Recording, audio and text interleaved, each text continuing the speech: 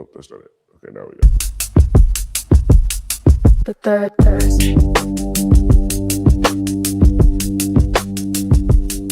The third verse. Word up. Third verse morning show. Good morning. We got to work in the intro. Did the song not play? It did. It just played a second ago. Said the third verse. Okay, well, you know, I'm in the thing and I ain't here. So. Oh, you didn't hear it? I can hear it on this end. No, it's okay. It's all good. Fuck it. The third We verse, here though. We whatever here. you want to go, whoever you want to see. Justin was there when that happened.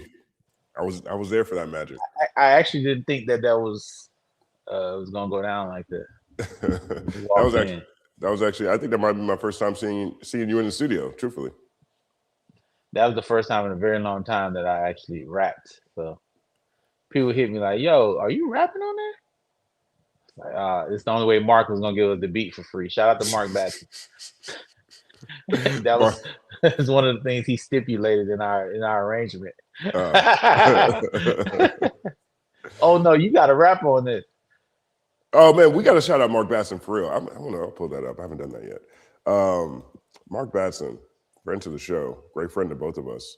Yes, he accomplished something really incredible a couple of weeks ago.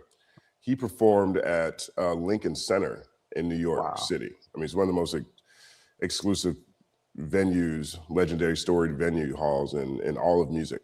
And it's a project he's been working on for a long time. I'll put a quick picture of it on the screen here. But whenever I see people who just do things that are, just really exceptional, I always try to highlight it. This is Mark Batson right here on the grand piano at Lincoln Center in New York City. And I talked to him about it. And one of the things he said was like, he's from New York. And one of the things he said was how chilling it was to see this view of the city, right? If you haven't been to New York, Lincoln Center's in Columbus Circle near Central Park, just one of the most expensive pieces of real estate. And you can imagine a kid from the projects in Brooklyn growing up, and he's playing in front of Lincoln City, and he looks out the window, and this is the New York City he sees. And so I just thought this was a really, really fantastic accomplishment. Here he is again, down here. I don't see it. Oh, it's not on the screen? No. Oh, okay. Well, let's add this to the stage. Okay, boom. Okay, there we go. There it is. Yeah. So, Oh, wow. Yeah, I mean, look at this. So here's Mark at his piano. Here's Lincoln Center. That's great. Right here. Yeah, it's really, a sign of just what you can accomplish. You know what I mean? And so that's excellence, man. That's crazy. It really is. And this is where he was performing a couple of weeks ago. That's crazy. Wow. Who was that singing? Let's see if it says here. Actually, the Lincoln Center Post, two powerhouse performers, vocalists Sandra's Victor and Mark Batson honored the shared legacy of Ella Fitzgerald and Duke Ellington in their unforgettable American songbook concert, Ella and the Duke. Wow. So that is what it is. Check out some of the favorite moments. I mean, it's gorgeous. I mean, look at this. That's incredible. It really is. Wow. Yeah, so big shout out to Mark Batson. There he is right there's a close-up.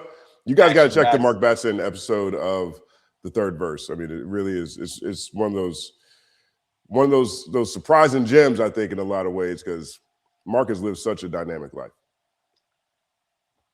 I think it's for me, that interview is, I want to shed light on people that don't get the light that have amazing careers. I kind of think that's like, that we would say that about us three.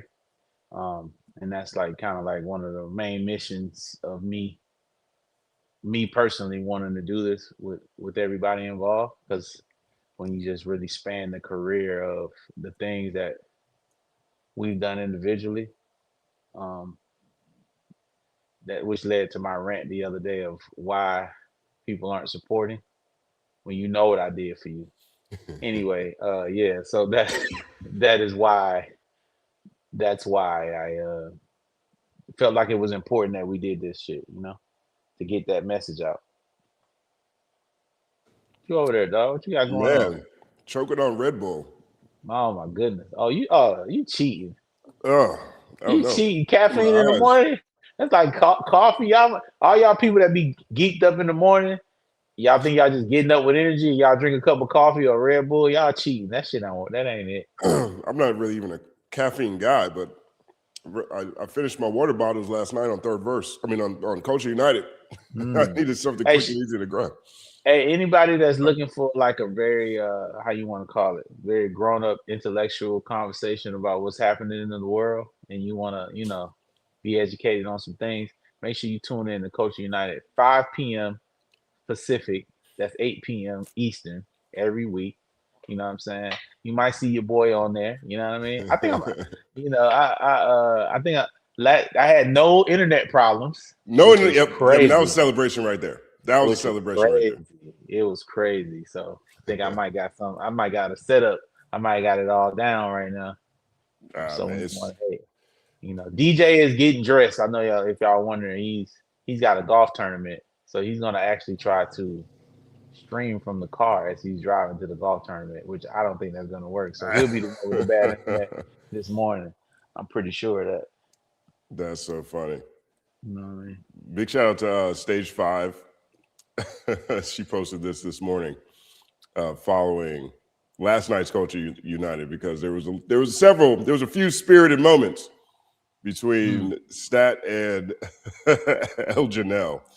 She says, company man, it's time for a spinoff show with El Janelle and Stat Quo called Culture Divided. She want to argue with me about everything. Hey, yo, it's crazy. Yo, this what I'm gonna say it. This what really bothered me. I said one thing. I said, hey, she felt the way that Drake should not be considered hip hop. I understand that argument. I'm simply saying to executives and in the labels, right? Drake being hip hop helps the whole atmosphere and the whole, like, it helps the pool of rap. Like, executives don't separate Drake from Benny the Butcher. It's all mashed in to be rap and hip hop, right? I understand her argument when we're talking about walking down the street. You want to say he's not hip hop. If you're Mos Def, I understand it. But my point is, him being hip hop and rap has made it to where some other acts that are not as commercially as viable as him benefit to get more money. And I gave her an example of Benny the Butcher's deal, where that deal wouldn't have been as high had there never been a Drake to be as commercially successful as he was. And she tells me that's not true. What are you talking about? I was literally there. I was there. What do you mean? It's like, that's not true. It is true. This is actually happening. That's what be tripping me out. You're telling me something that I'm like there for. I just met Elle. I don't know what she had going on, but I know for a fact she had nothing to do with that or was around that deal. I was actually there. I actually had a JV at a joint venture at Def Jam at the time. I know that was going on. You know what I'm saying? That's what be tripping me about. That's what always bothers me about arguments. People, it's like they don't hear me. Like, even when I was saying what a classic was, like, yo, people don't be hearing me when I'm saying. I feel like I say me. I'm like, I can't have my opinion. I can't have my opinion. I can't have my opinion on things. Like, I gotta agree with everybody whenever they say something. Why can't I be me?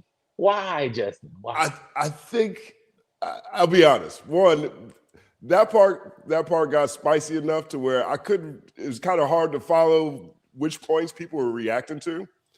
I think I don't think people are not hearing you when you talk about things from your point of view.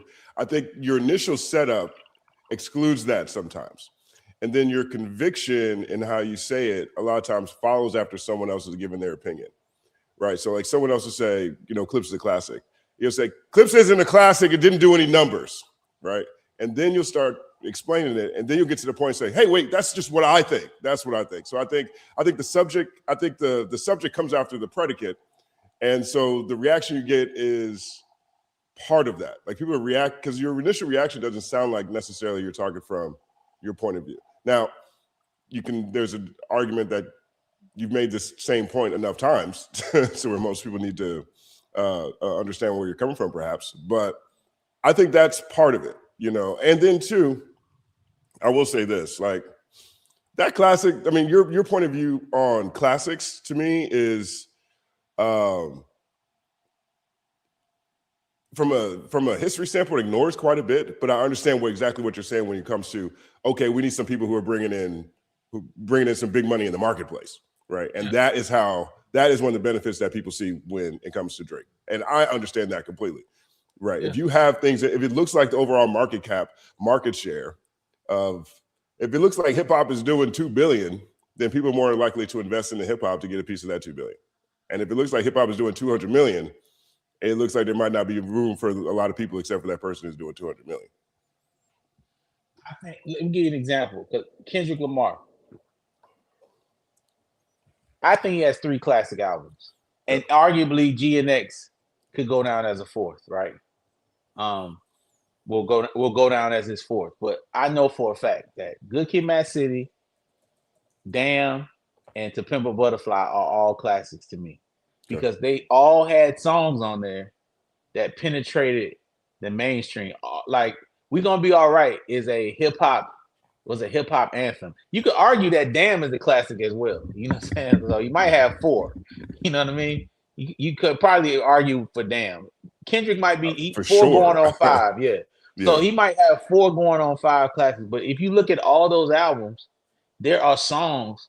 If you go back to Pimp a Don't Kill My Vibe, Poetic Justice, these songs were mainstream records that like sold a lot in the mainstream. You know what I mean? And you can go through like Pour Up Drink. You can go through all those and you can pick out the joints. I think what should happen, that should be if I was him, I would put together the Drake diss and make all those songs. I would collectively put them together and call it something. If I was part of the team, I would that because if you take all those songs and put them in and put them together, it's like literally it's like a Drake diss book. Like, it's crazy. I mean, I think where I disagree with you on the classics thing is that it negates a lot of what have become hip hop classics, right? It negates MF Doom's entire career, which is substantial considering if you go look at MF Doom's monthly listeners right now, he does a lot better than a lot of people you'd expect. His monthly listeners are crazy. So Doom's entire catalog is excluded from the conversation. I think you start looking at albums like Criminal Minded, you start looking at things like, Paid in Full, you start looking at, a lot of albums that really defined what a classic was. Most of them wouldn't count because hip hop was niche at that point in time, And I think so when you talk about classics as if they have to have some sort of heavy commercial impact. I think that's what people hear when you say that, right? Especially, I understand. Especially people who don't necessarily understand the difference between what a hit is on the chart and what is something that just got on the chart. Because everything hits the charts now. So when you talk about clips, for example, I think a lot of people are like, wait a minute, Birds Don't Sing was on the charts. Chains and Whips is on the charts. It just won a Grammy. These are hits. What are you talking about? But if I'm having a conversation with someone that's on Culture United, I automatically assume they should understand the difference. Which leads me to believe that I don't need to be having that conversation up there. No, I mean, I think it's less about whether or not you should or shouldn't have a conversation as much as understanding the audience that you're talking to and how I'm talking to one particular person. I'm saying she sat up in my face to tell me that Drake being successful under the UMG umbrella had nothing to do with artists such as Benny the Butcher, who are primarily having an underground base, getting the substantial amount of money that he's gotten. That is absolutely incorrect. Just like when I say Eminem, his wave, a lot of people got lots of money because of that wave that came in. The influx of cash allowed them to go out and spend. You know what I'm saying? It's like Shohei Ohtani to the Dodgers allows the Dodgers to go sign Kyle Tucker. You know what I mean? So she's telling me that that's not true, and she's telling me it's not true when I'm actually there watching it, and I'm like in the building. Like, it's not like I'm just like I'm not sitting on my couch. Like, I'm there. So I'm there with what's happening. So you're telling me something not true when you weren't there, which is crazy. What I'm saying. I have to take a look at that spot because I watched the live again last night in super fast forward because that's where I do that's how I do the timestamps. I got to watch that part again because that part, there was a lot of crosstalk at that point. So I'm not sure which one she might have been responding to. Because you also have to consider the fact that a lot of these things are happening over live stream. So there is, you know what I'm saying? So I'm not sure, because there was like 3 things that went rapid fire at that point. So I'm not sure which one she responded to. But that point you made right there, just about how impactful big artists in the marketplace make a difference, especially that nugget you were talking about with Griselda and over at Def Jam. That is not even something that's really debatable. Like that is something when you start talking about who makes a big impact on the industry from a numbers sense, these are things we can look up. You know what I mean? Yeah. But that's not nothing to take nothing away from Griselda. That's not nothing against them. I feel like Benny's worth that. It's not even talking about that. But I'm just saying the overall health of the market. That's why I'm an advocate for Drake, because I see the importance of what he has going on. You know what I mean? Like as far as the overall health of rap music, or y'all don't dare I say hip hop music. Y'all don't want me to put him in that category, but I don't separate that when I'm having that conversation, especially from a business point of view. Because God forbid if they took Drake out of hip hop and they took certain rap and made it pop rap or pop, and then every hip hop artist that try to go get a deal now their ceiling is that, oh yeah, your budget is only 100,000, and you're watching all these other artists that are considered to be pop rap, and they just start throwing a bunch of white boys in there, and then they got us over here because the essence of what it's supposed to be, talking the shit we're talking, and your ceiling is 100,000 and 150. Because they'll play that game with us if we want to play that game. They'll separate it. They'll separate that shit the fuck out if we want it. Please don't do that. That's where country music came from. Absolutely. That's how they did it. They Absolutely. Took, if it was white, it was country. If it was black, it was race music. Same songs. Same songs. Same stuff. Separated and changed the budget. Matter of fact, got race music the fuck up out of there. Gone. Country took off. Right. I'm saying ain't no in business, they just, what I'm saying, that shit cutthroat and dirty, man. It is what it is. So, shout out to Elle though. She has a outstanding future in this game of being an antagonist. We have 2 antagonists up there doing their thing, you know what I'm saying, going at each other. So shout out to her. She has an outstanding future at it and what she's doing. You know what I mean? I loved it. I actually thought there was like 2 really good back and forths, especially the classic one, and there was one other one.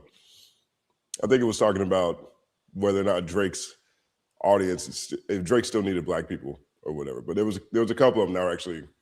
It's really good content. I'm definitely gonna clip them up. Hold on, we got DJ in here. Oh, the more millions. More millions. Yo. I don't know if this is safe. Should you be looking at us? Should you be looking at us right now? It looks like you're moving. Crowing up. We crowing. Can you hear me? Yes, we can. This is probably one of the most unsafe lives of all time. I know. It's making me uncomfortable. Just look. Every time you look at the camera, I'm like, ooh, DJ, don't do that. Well, our numbers will go crazy if you got in an accident, but I want you to be alive though.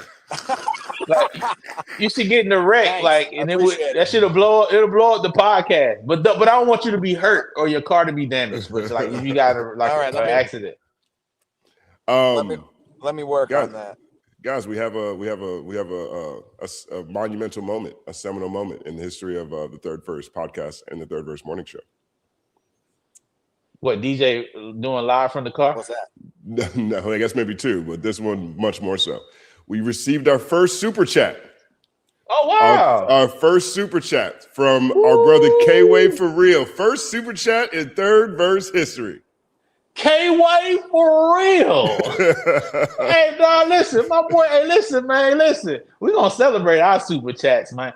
My boy K-Way, in the day, late, shit the K-Way. What they say when they talk about a K-Way? What I hate when you talk about K-Way. This is K-Day and the K-Way. The only way we gonna do it is K-Way. You understand me? You super chat us, you get a song. Ain't nobody giving you songs like that. You understand me? Huh? Yeah. I love that. Yo, super chat us, that'll rap. This is DJ. This I'm is rapping. DJ's. Guys, you guys gotta understand. This Yeah. is DJ's dream right here. DJ been trying to get Stat to rap Yeah, every I know. day. I was like, this is amazing. This is always gonna happen. Here, let's. Here's what K-Way says. He says, "Top of the morning, fam. I topped in late, but heard Ella Fitzgerald's name mentioned. Wynton Marsalis spoke to my first grade class and put me on to her music at an early age. Changed the way I ingested music forever. Legends." 100%. Absolutely correct. Ella's a Absolutely beast, correct. man. And you know what's crazy about the name Ella? That's DJ's daughter name. Ella. Look at this. Look at this. That's Look at incredible. It's true. the The synergy is crazy. synergy The is first crazy. time, the first time he told me he was naming his daughter Ella, that's the first thing I thought about. I was like, "What an incredible name!" Stat, That's an incredible name. Stat, you might have opened a dimension I'm not sure you were prepared for. Here's our second super chat right here Who is from LTFF 9861. Says LT, number two. LT. Tell me it's LT. Tell me for the LT. Tell me for the LT. What you know about LT? You know what I'm saying? My boy Lieutenant, or girl, okay, I don't know.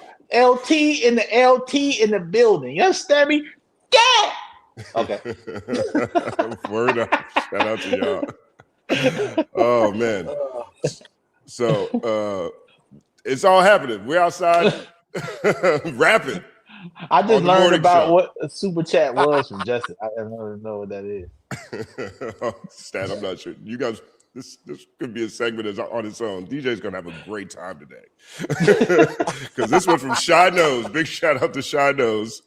She says, Hold on, wait a minute. I knows what Shy knows. We did this with your eyes closed. So what Shy knows, how the shit goes when we pull up. I don't know what Shy knows.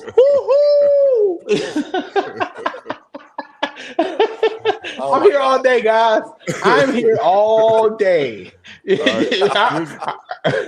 what Shy Nose says. She says, Stat, what do you say about people who see the over commercialization of hip hop music, Drake Diddy, is a reason for today's lower mainstream quality? Do I think that say that again, read that again. Let me get it again. Shy came with some shit. Let her wake up. Shy Nose is official. You know what I mean? That's some shit right there. I don't think I've ever seen a wasted comment of any type from Shy Nose. And that is incredible. Right. I know we had a good time rapping, but now's the time. Nah, let me lock in. Hit me again. Let's go. That was a good question. Go ahead. What do you say about people who see the over commercialization of hip hop rap music, Drake Diddy, is the reason for today's lower mainstream quality? I can understand that. I definitely understand. Sometimes when you over commercialize something and you put money into it, you definitely take the art and the creativity out of it. So, those people that have that point of view, I appreciate, and I actually know that that's something to be true. But from me and let's say DJ, especially like our perspective, it's just so important for that commercialization to happen because we know the lives, not just the artists. I say this all the time. People just focus on the artists, but there are managers, there are people that work in the HR department that you don't even see that are feeding their kids, paying tuition, like, that are benefiting from the commercialization of hip hop. And it's just super important when you talk about the total infrastructure of it all. You know what I'm saying? So like when you see an artist like Drake, I know people want to crash out and say da, da, da, da, but there's a lot of people. There are millions of people that benefit off the success of someone like Drake. And you can't say that a lot about a lot of artists. Just like Kendrick Lamar, there are millions of people. It's people that benefit off Kendrick that Kendrick have no idea that they benefit off of him. You know what I'm saying? Like he will never see him.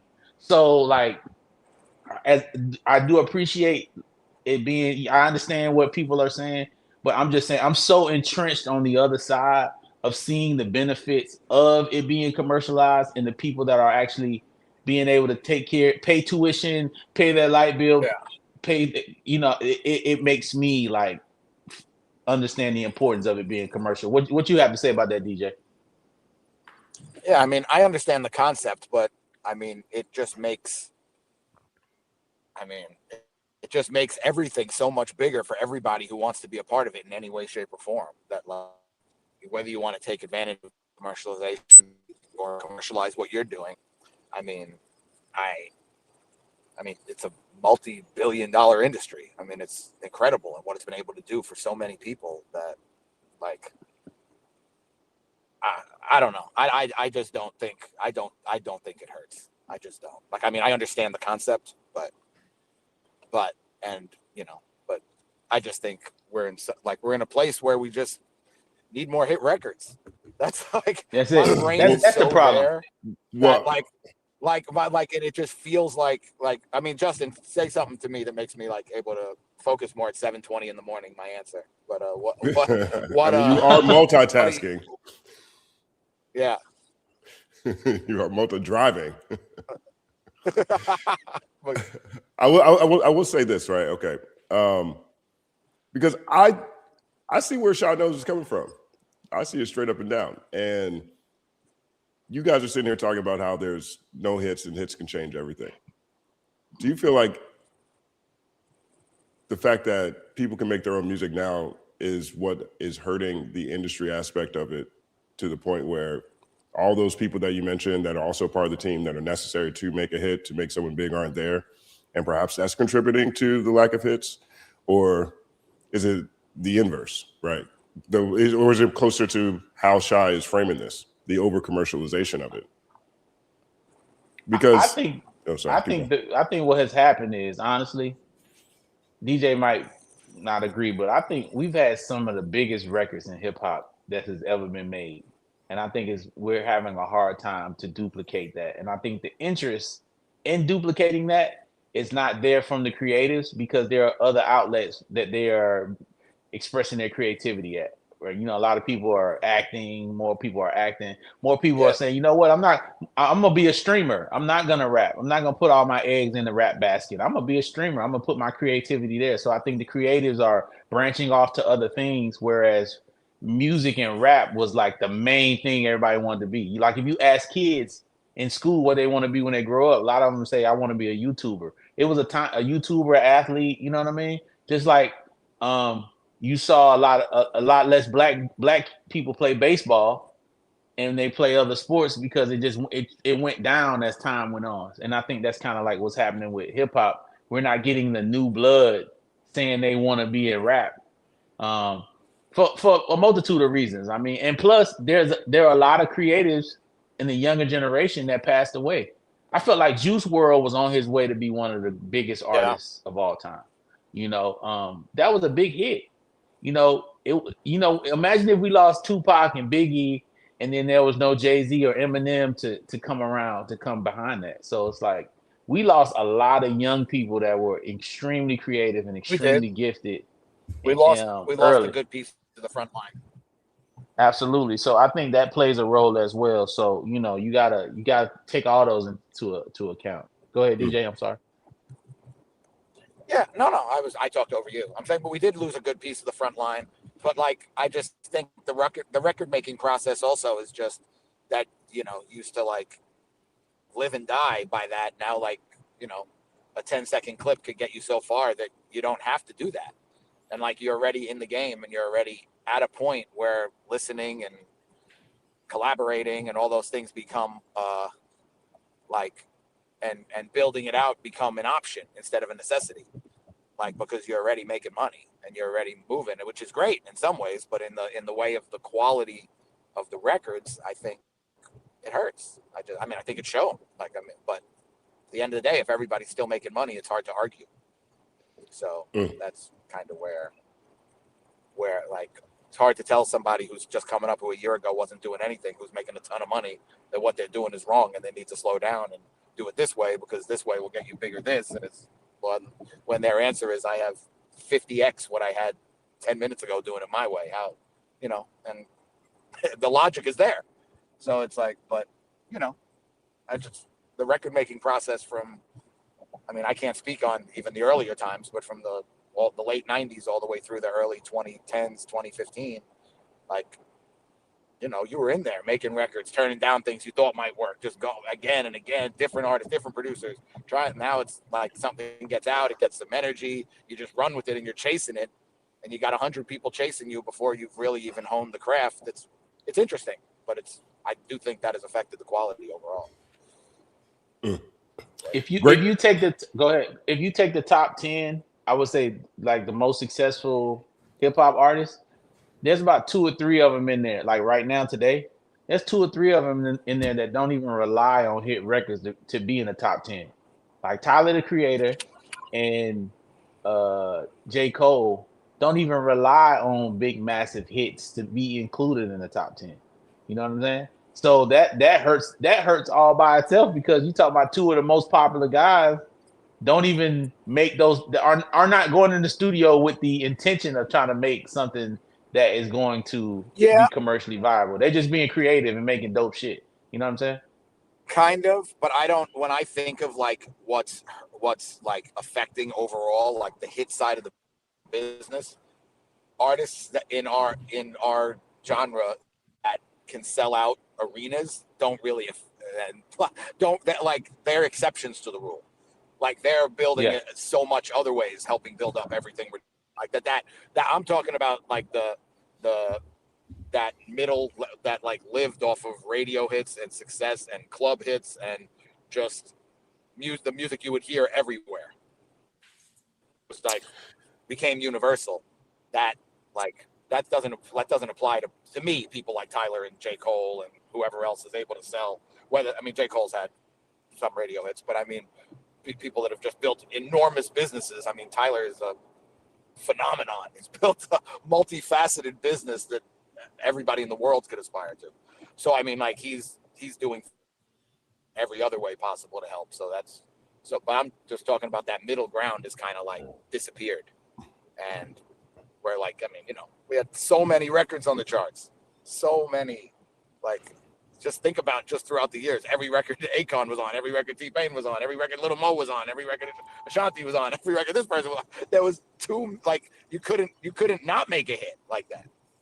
Now it's like, none, like, I mean, that's one specific kind of hit record, but I'm just saying none of that exists. Like, it's just, like, you look at the charts, it's country, it's pop, it's just, like it's been like they just don't exist, and like they're not on top 40 radio all day. They're not driving everywhere. You're not hearing them, and I think it affects. That's just big shout out to Shot Nose. That's a to play out. Big shout out to Shot Nose. That was a deep dive right there. That's Shot Nose is known for that, man. Yeah. You guys, I mean, you guys shouldn't. When you guys will see her in the comment section, and I always have to put my thinking cap on. I'm like, dang, this is another brand new thought. Big shout out to Shot Nose. Shout out to Ty Cutter. Ty Cutter dropped one right here. Hey, listen. That's my brother from another mother right there. You know what I'm saying? That's my dog. That's my family. I have a very small group of people, as you already know, y'all on this, that I even like speak to. That's my guy, man. I think out of everybody in my life, as far as like that love Stat Quo the rapper, there's a top three. My mother, I'm talking about me as a rapper. My mother, Cutter, and then DJ. They're my three top fans of me as a rapper. You know what I'm saying? I'm pestered the most by these three people about trying to rap again. I made it. Shout out to Cutter. But Cutter genuinely. Sometimes I think DJ be poking fun, but Cutter genuinely, like, really, he calls me at least once a week. Like, the streets need you. The streets need you. The streets is begging for you, fam. We need you back. He still sends me beats. To get on him. So that's my dog forever, man. That's awesome. I ain't even give him. He don't even get a song. That's how tight I am with him. You know what I'm saying? That's you can tell he didn't even leave a comment. He didn't have anything to say. He talks to you all the time. That's my dog, man. Like does he have a puzzle? No, he does not. He needs a puzzle. You know what's crazy? I'm cool with him having a puzzle. Cutter can have a puzzle. He's not even security. He's a bigger dude. I made him security for Zan. Like I took him he went on the road with us. It was incredible. And him and Zan, one of the craziest moments ever was, I forgot, I think we was in Chicago. They ran up with incidentals. They ran up a bill of like $60,000 in incidentals in 2 days at the hotel. I gathered everybody in the room. and basically cussed everybody the fuck out. 60 grand on incidentals in 2 days. 60,000. 2 days, DJ. 2 days on incidentals. $60,000. Zan What did they had do? parties. Zan had because Zan had trashed the room. We had parties, and Cutter was eating and, like, everything. and fines and Food. stuff. Yeah, it was crazy. It was so crazy. You know what I mean? It was, He would have had to just call. He would have had to like call. He would have had to like call Russia on the hotel phone and just leave it off the hook for like 24 hours straight. That's insane. my car was. When I tell you they beat my car up, but I said I rode with my brother though. He didn't do that the rest of the time, but he was going in. Well, I tell you, they was ordering so much stuff, dog. They was ordering so much. Then what they started doing is they started putting it on my room. So that Zan stopped putting it on his room. So then he got my room number, and then he would put all the stuff on my room. So my incidentals be stupid. Be stupid. That was wild time. Shout out to Cutter, man. That's my dog. Shout out to Cutter. Are you not giving him you're not giving him a song anymore, or he doesn't? He don't need no song. Just get a song. Okay. He don't get a song because he's a fan. But oh my goodness, who is this? Let me say this real fast. I promise y'all, we have a whole show lined up, but we also have super chats. I'm gonna do these songs. So y'all gonna get the songs. Who is this? So this is from PB Lade. I don't know how to pronounce it. PB Lade, 1906. PB Lade, 1906, coming through in the mix, cause you are the shit. PB Lade, 1906, drop $20 off on us, cause you are the shit. Here we go. Beep, beep, beep, beep. Woo! That's the remix. Oh yeah, that's the remix. PB Lade says, Maine, I wish I would have known I could have been the first super chat. I watch every week. Unrelated, but I got to get this off. Pooh Shiesty should have went after LeBron instead. Peace and love, brothers. What the hell? That's a funny sentence, real quick. That's a funny sentence to end with peace and love, brothers. Pooh Shiesty should have went after LeBron. Peace and love, brothers. That is incredible. Hey, yo, I'm glad he said LeBron James' name because I want to tell everybody here. I called Justin this morning. DJ, you wasn't privy to this conversation.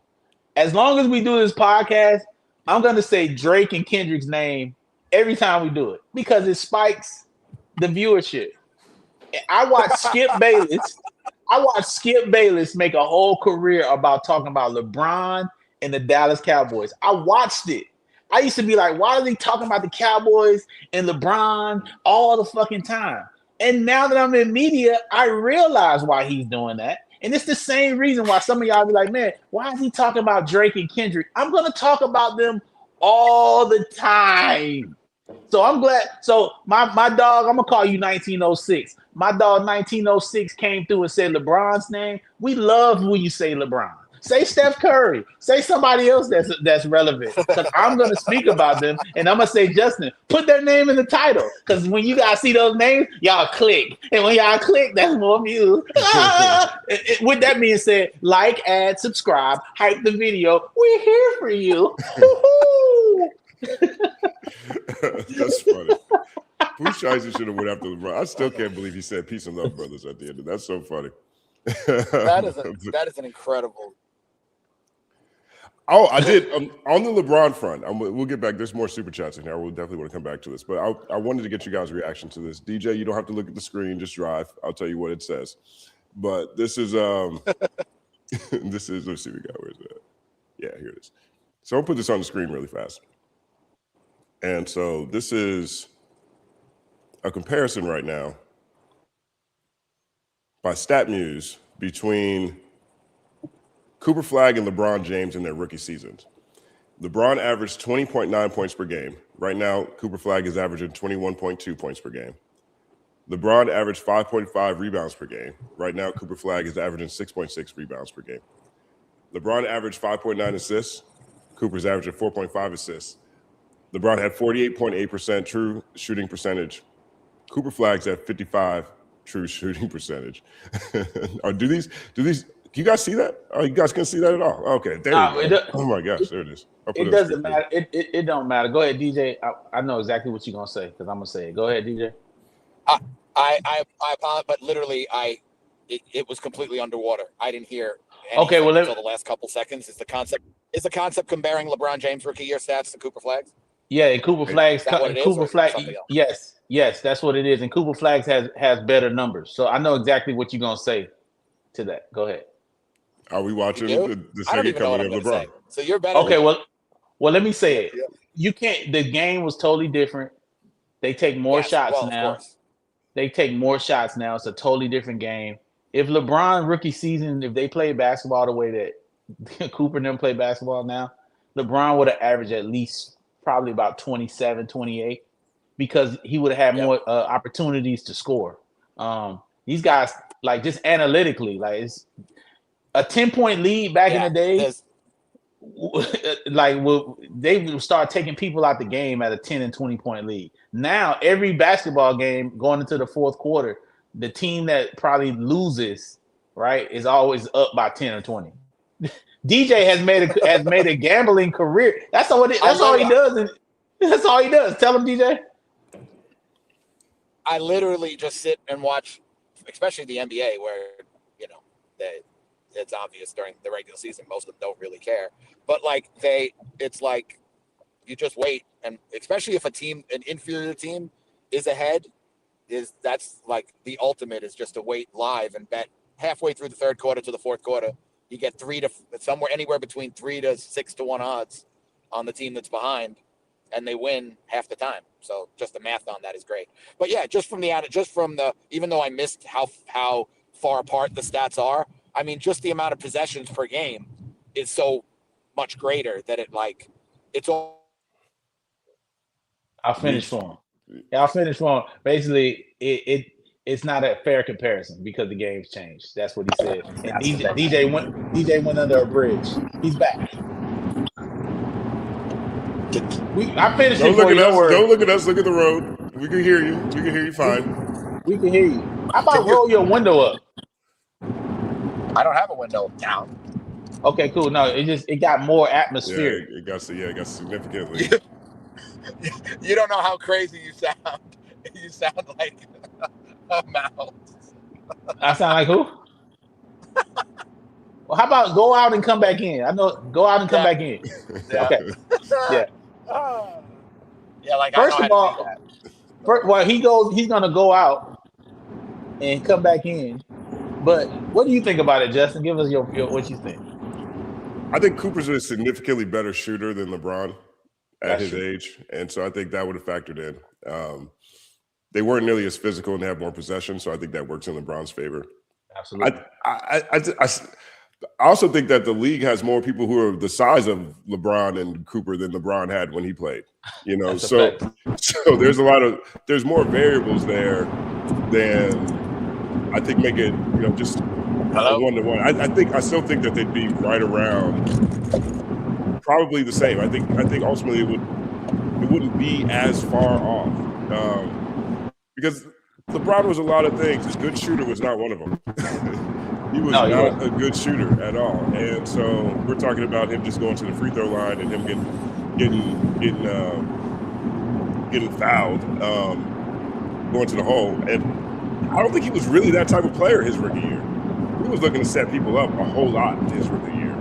Yeah, it took him a while to become, a player who was even almost willing to take over a game, and so I think it probably still would look right about this, to be honest. Maybe a couple of more shots, but I'm not certain LeBron would have made them in his rookie year. Well, Cooper has a very bright future ahead of him. Hold on real quick. DJ, I'm going to put you on mute right now because it's really loud and we can't hear you because you guys really atmospheric. When you come back in, I'll be able to tell when you want to say something. Yeah, you know what he need to do? He need to put that setting on his phone. I know he don't know how to do it, but it's like you can cut out the background noise on his headphone. Right. He need to learn how to do that. But yeah. More to anyone that's just watching, DJ has a golf tournament that he's going to. Grown white people shit, just so you know. He's our Oreo, the white filling to our Oreo. And then also shout out to Brandon Kaplan, who he texted me this morning to say, "Hey man, your ring light is all in your glasses. It looks crazy." I know it does. I'm not a professional. I got to get it together, figure it out. Y'all just got to see the laser right now.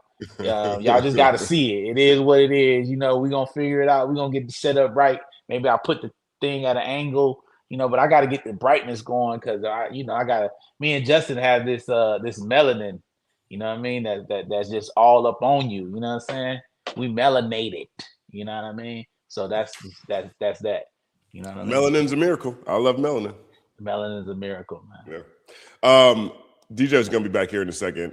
I'm gonna put this on screen shortly because this is an interesting super chat. Shout out to my man Deluxe the Champ. You got a rap for him? Deluxe. Hold on, before quick. I will tell you something about Deluxe. Deluxe is out in North Carolina. He is in the Rocky Mount, Tarboro area of North Carolina. He is a really, really fantastic poet. He is a super hip hop fan, and he's a hardworking guy with a girlfriend who loves him. My boy Deluxe, he like Chucks. He go to work and get bucks. He got a girl who love him, so we love them. It's Deluxe. It's Deluxe. It's Deluxe up in this bar. Huh? You go, what? if you guys are just tuning in, for anyone who's just tuned in to our second morning show, I promise again, we had a whole show, but we also received our first super chats ever.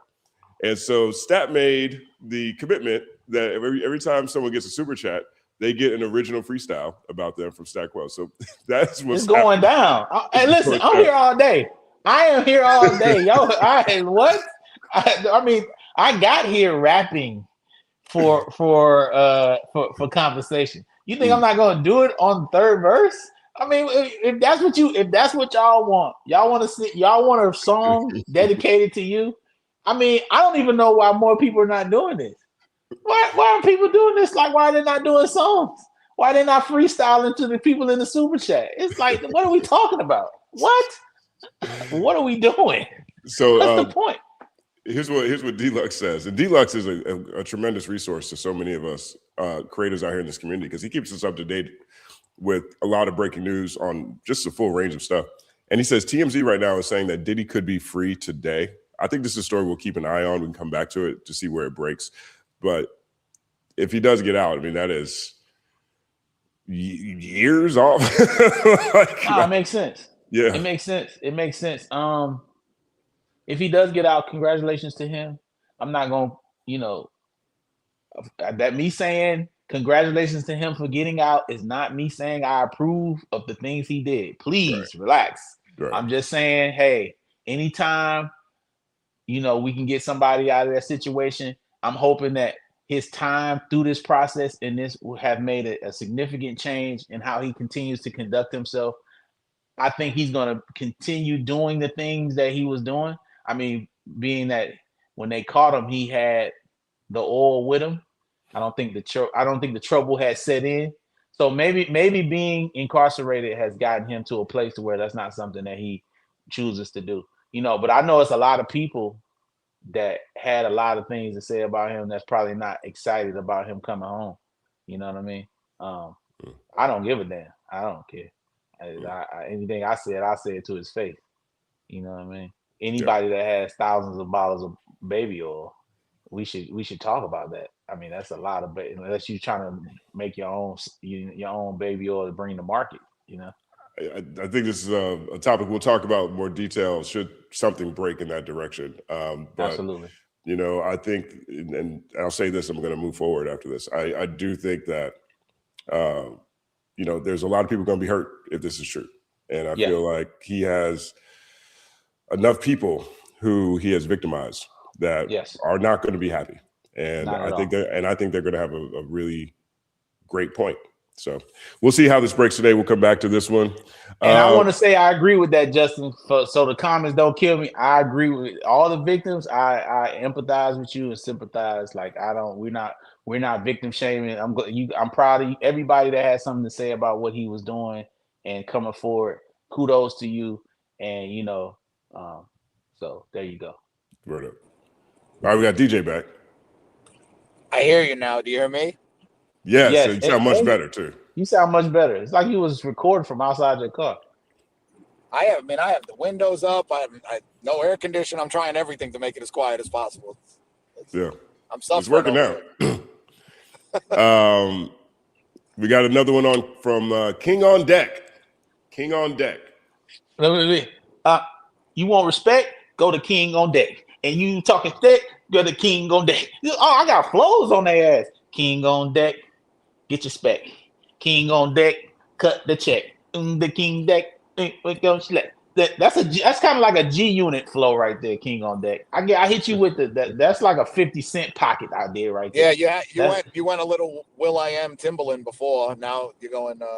Yeah. I want to pull through a little 50 in there. You know what I'm saying? We plan on talking about Dr. Dre, so I want to just like segue into that. But you know, that's what's the question for King on Deck? King on Deck says, I get the budget of Drake lifts the boats around him, but his era and imprint on hip hop stagnated and hurt the genre's quality of music for the past 5 to 7 years.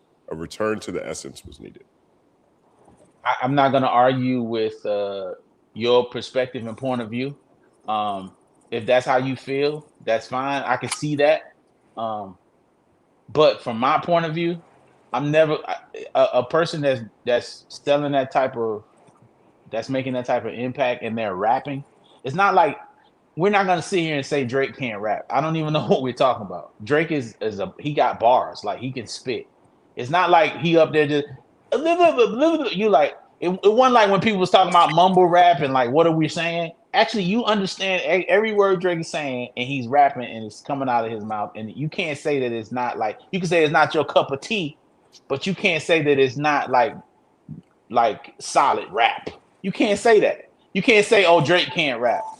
Like, what are we? That's like saying we can't walk up here. Like you might say you don't like how he raps. You might not like his content, but he's a good representation of what somebody can do with rap and then do and commercialize it. So I understand your point of view. I feel you, but like from my view and looking at the overall picture of it, what I'm seeing is the sound has changed. He's no longer cool. Kendrick took all the cool from him, so no one's emulating that anymore. And now people are out here lost. You know what I'm saying? And what he did was, like the white boy said last night, he was definitely going to different people's culture, taking it, adding his twist to it. But when it went to the mainstream, those people assumed that was Drake's twist when he was actually taking the twist from somewhere else that wasn't getting seen by those people. So anyway, but now Kendrick called him out. He doesn't want to do that because he got called out for that. So that makes you stray away from that. I mean, you know, whether there's certain things that happen with the artists that I always think are interesting, like certain trends, and maybe sometimes they're accidental trends. And here goes DJ with the stat. So is that Statlanta or Statlanta vinyl? Which vinyl was that? Yeah. Okay. There it is. But there's certain trends that I think happen sometimes, and we don't necessarily see the impact of them until way later. Like when Jay-Z started saying he didn't write his raps. As soon as Jay-Z started saying he didn't write his raps, now you have basically a decade of rappers bragging about how they don't write their raps. They might punch in, they might come up with something clever on the spot. Wayne was big on this. I think T.I. was saying it at a certain point in time in the 2000s. A lot of rappers, particularly new rappers, came in not writing their raps. And it looked like, dang, this is the way to blow up. Don't write your raps. Just go in there, let get the vibe to hit you, punch in, however it is, right? I think, to me, things like that have a degradative effect on the quality of lyricism. People aren't even thinking. I don't even think they really understood the genius of what Jay-Z was doing. Jay-Z, for example, in his book Decoded, talked about how he had to develop a technique when he was selling drugs in Camden or Trenton or Baltimore, standing on corners at night. He couldn't have his pen and pad to write his raps. So in the meantime, he would just start thinking about rhymes. And he got very good at that process to where he didn't need to write the same way. In my mind, Jay-Z, every day of the week is walking around thinking about raps in his head, right? That is different than the guy who's just showing up to the studio and trying to punch in. My whole point with saying that is a lot of times people take the wrong thing from a trend that seems to be working for other people, right? And to me, perhaps this is what this comment sort of gets closer to, because I do think there is something to it. Drake, essentially, as we talked ad nauseum, he leveraged his ability to elevate other sounds, and in the process, end up stealing a lot of records from other people. So whatever natural progression of a sound that might have taken, where, let's say, I can't even think about it. Pick anybody. When Drake comes in early, co-ops their style, their sound, makes it his own. Here's another artist who was doing something original that doesn't really even get a chance to expand on it because it's already been taken from the marketplace. If you do that a lot, if you do that enough, in my opinion, personally, that does contribute to, as King on Deck says, a stagnated environment and hurts the genre's quality. I think that you start looking at the way Drake sort of just talked about, threw shots at different women or got snarky or just talked about himself solely, exclusively as the number one guy for the most part. You're going to see other people follow that trend line. People coming up are going to be like, oh, this is the way to success. This is the way to get to the top. So whether or not Drake is nefarious in these things or whether or not Drake is successful in these things, I think just like the Jay-Z situation, a lot of times people can have unintended trend lines that aren't necessarily good for the health of the entire environment. And I think this is what I see with what King on Deck is talking about, and whether or not Drake can rap or whether he can't rap, the unintended consequences to the way that he approached the industry, I think people have felt. I don't disagree with you. That what you just told me reminds me of something I mentioned on this thing when they was talking about Kendrick and Baby King. Remember when I talked about this, I think on Culture United, when Drake was going around really like co-signing Baby King. He wanted to get in the studio with him. And I just remember that just was not, they weren't letting that happen. And I know without anyone telling me without anyone saying to me specifically why he wasn't being able to go and work with him, I know that's what it was. Like, they didn't want them to do a song and then he would basically take that flow and then do 4 or 5 songs, and then before King was able to drop with his flow, it would be, put out there, and then it would be known more so for Drake having that flow. So without anyone telling me that, I knew exactly what that was. You know what I mean? I want to tell a Jay-Z writing story now that you brought it up. Okay. So Dre was, I forgot the name of the song. Long story short, this is around the time when Gilbert Arenas brought the guns into the locker room. It was like everybody was talking about this. This what made me realize that I'm not as good as someone say of Jay-Z. At the time, you're a rapper. You think you just as good as everybody. Jay-Z's having a full-blown conversation with everyone in the room in Miami about what happened. We're just everybody sitting around talking, having a regular conversation. The beat is playing in the background. Jay-Z's talking, hearing what everybody's got to say, just having a conversation, but the beat's playing. Dog, 20 to 25 minutes.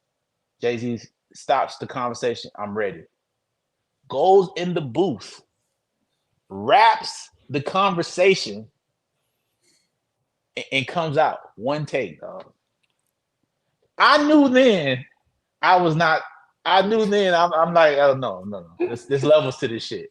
So when people be like, oh, he ain't top this and top that, I'm like, bruh, like, dog, dude's one of the illest. Imagine, Justin, it's like me and you talking, doing a podcast, and then I just be like, I stop, and I'm like, yeah, I'm ready. And I go lay a rap down, one take, and basically retake the whole conversation we had and put it down. And the song never even was released because he was rapping it for Dre to rap it.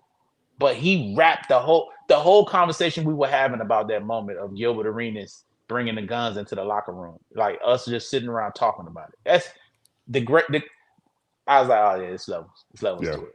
Levels to it. That's crazy. Big shout out to King on Deck. King on Deck. I think DJ will come back here in a second. We have another super chat here. This one's from Wolf Howlings. Woo! The wolf is howling. Oh, you don't even get a song. You just get howled at. You big wolf, you. Oh,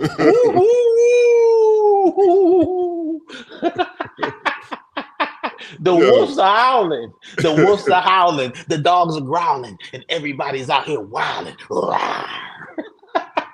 that might be my favorite one today.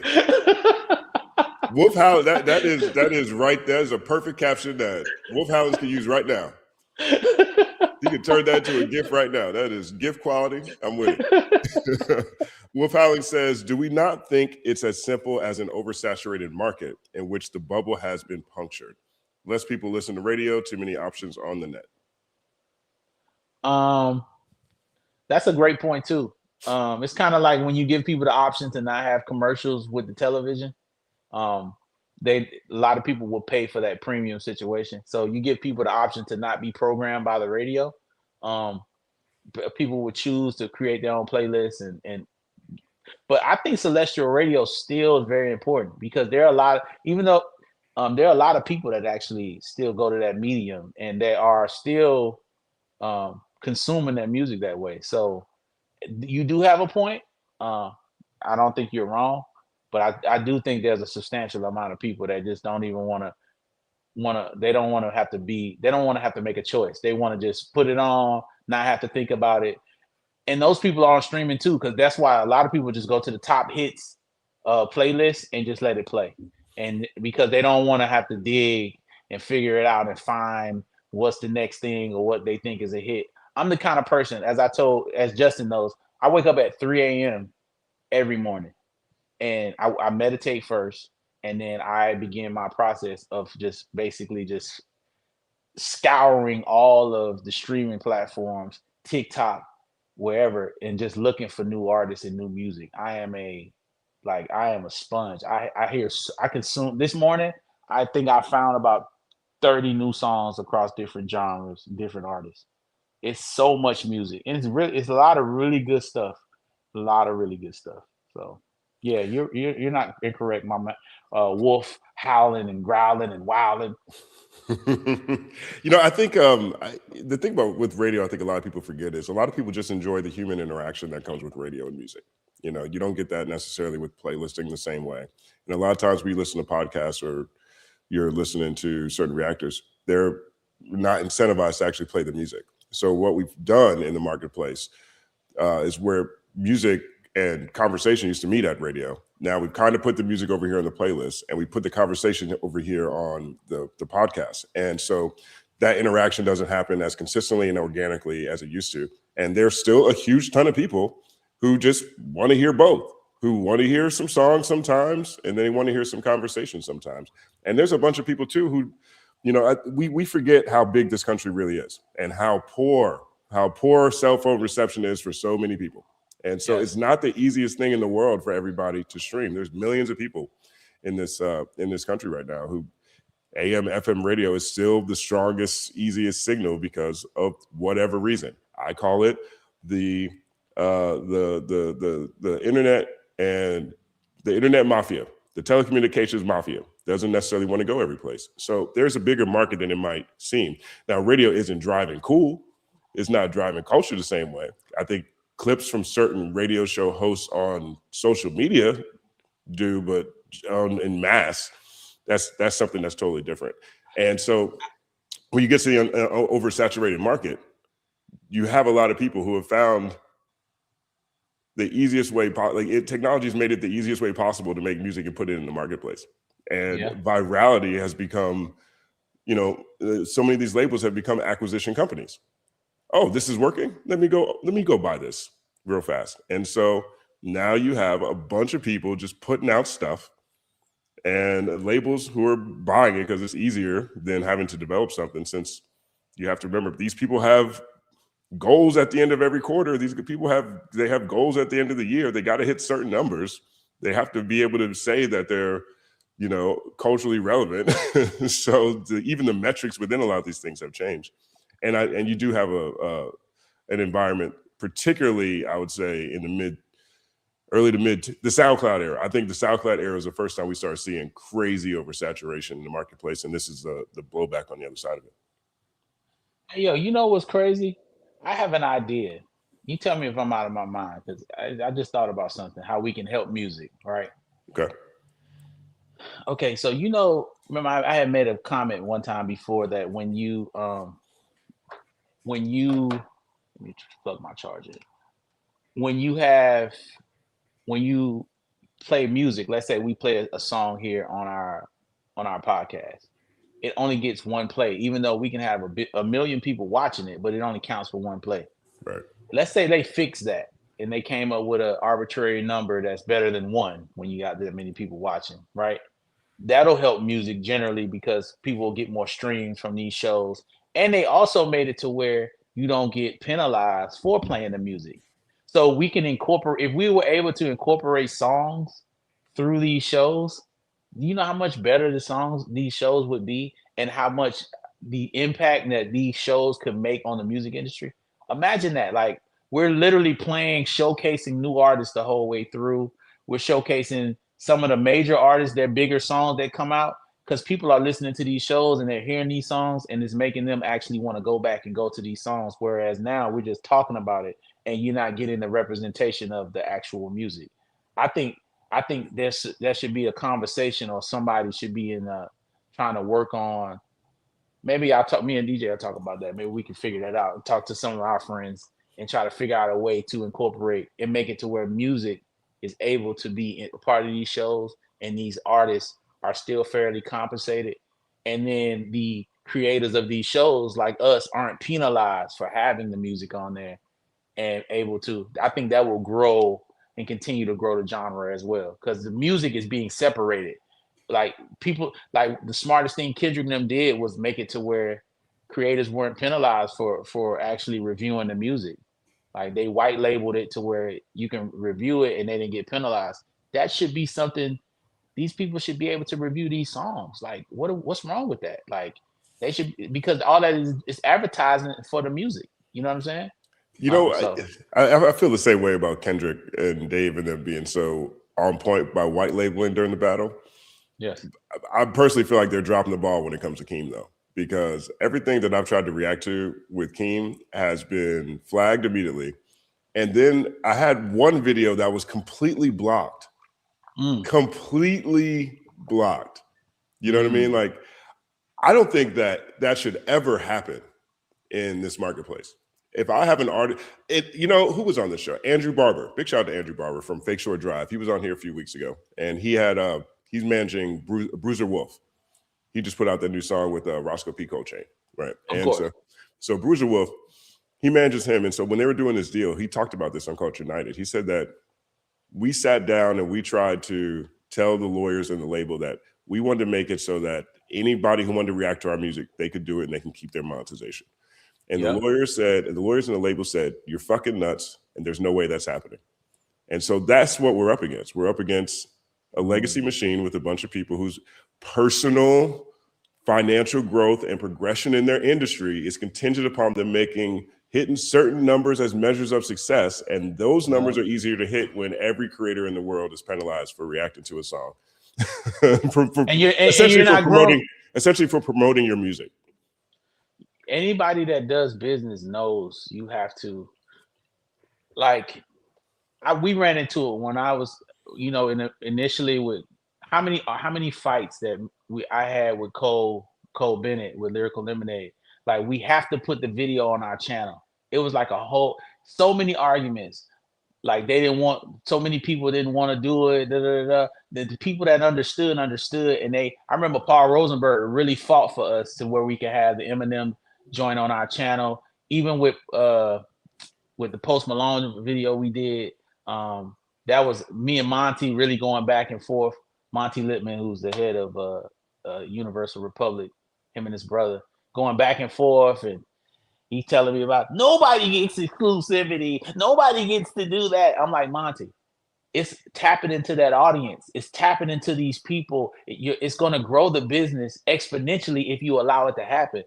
Sometimes the guys at the top, it's such a number-oriented game that they forget You know, it's like analytics up there. You know what I mean? But they actually forget this thing called feel, the feel of the game. You got to like know when you know what I'm saying? And so an artist like Baby King, they definitely should have took that into account and actually allowed that to happen. But the suits, because they spend so much money to have a Keem on the roster, all they thinking about is recouping as much as they can. Whereas you want to grow that business. You know what I'm saying? I think they might have dropped the ball there because I definitely think he would have done a lot better if creatives were allowed to react to the music like they did in the Kendrick battle. You know, I think if you and DJ could figure that out, you guys will be saints to so many people in this community, dog. yeah, that's definitely a conversation that should be had amongst the big boys. Bring the lawyers in; they can make it some kind of other way. You know. Word up, word up, word up. Big shout out to Wolf Howlings. We got another one. You ready? Ready? Got your bars up? This one is Man, I'm ready to go. This was for Spock. Real quick. This is the most rapid Stat has done since Stat Land. since Fuck 'em probably. A dub. I got freestyles. We wilding right now, y'all. It's exclusive. Everybody getting a song. This is Spock the Doc. Oh my God! What? Spock the Doc. And the spot is hot. When you break it down, it's Spock the Doc. Come through in the spot and ready to rock. We at the top. It's Spock the Doc. So I got closer. It's Spock the Doc. It's Spock. Everybody should clip. Everybody's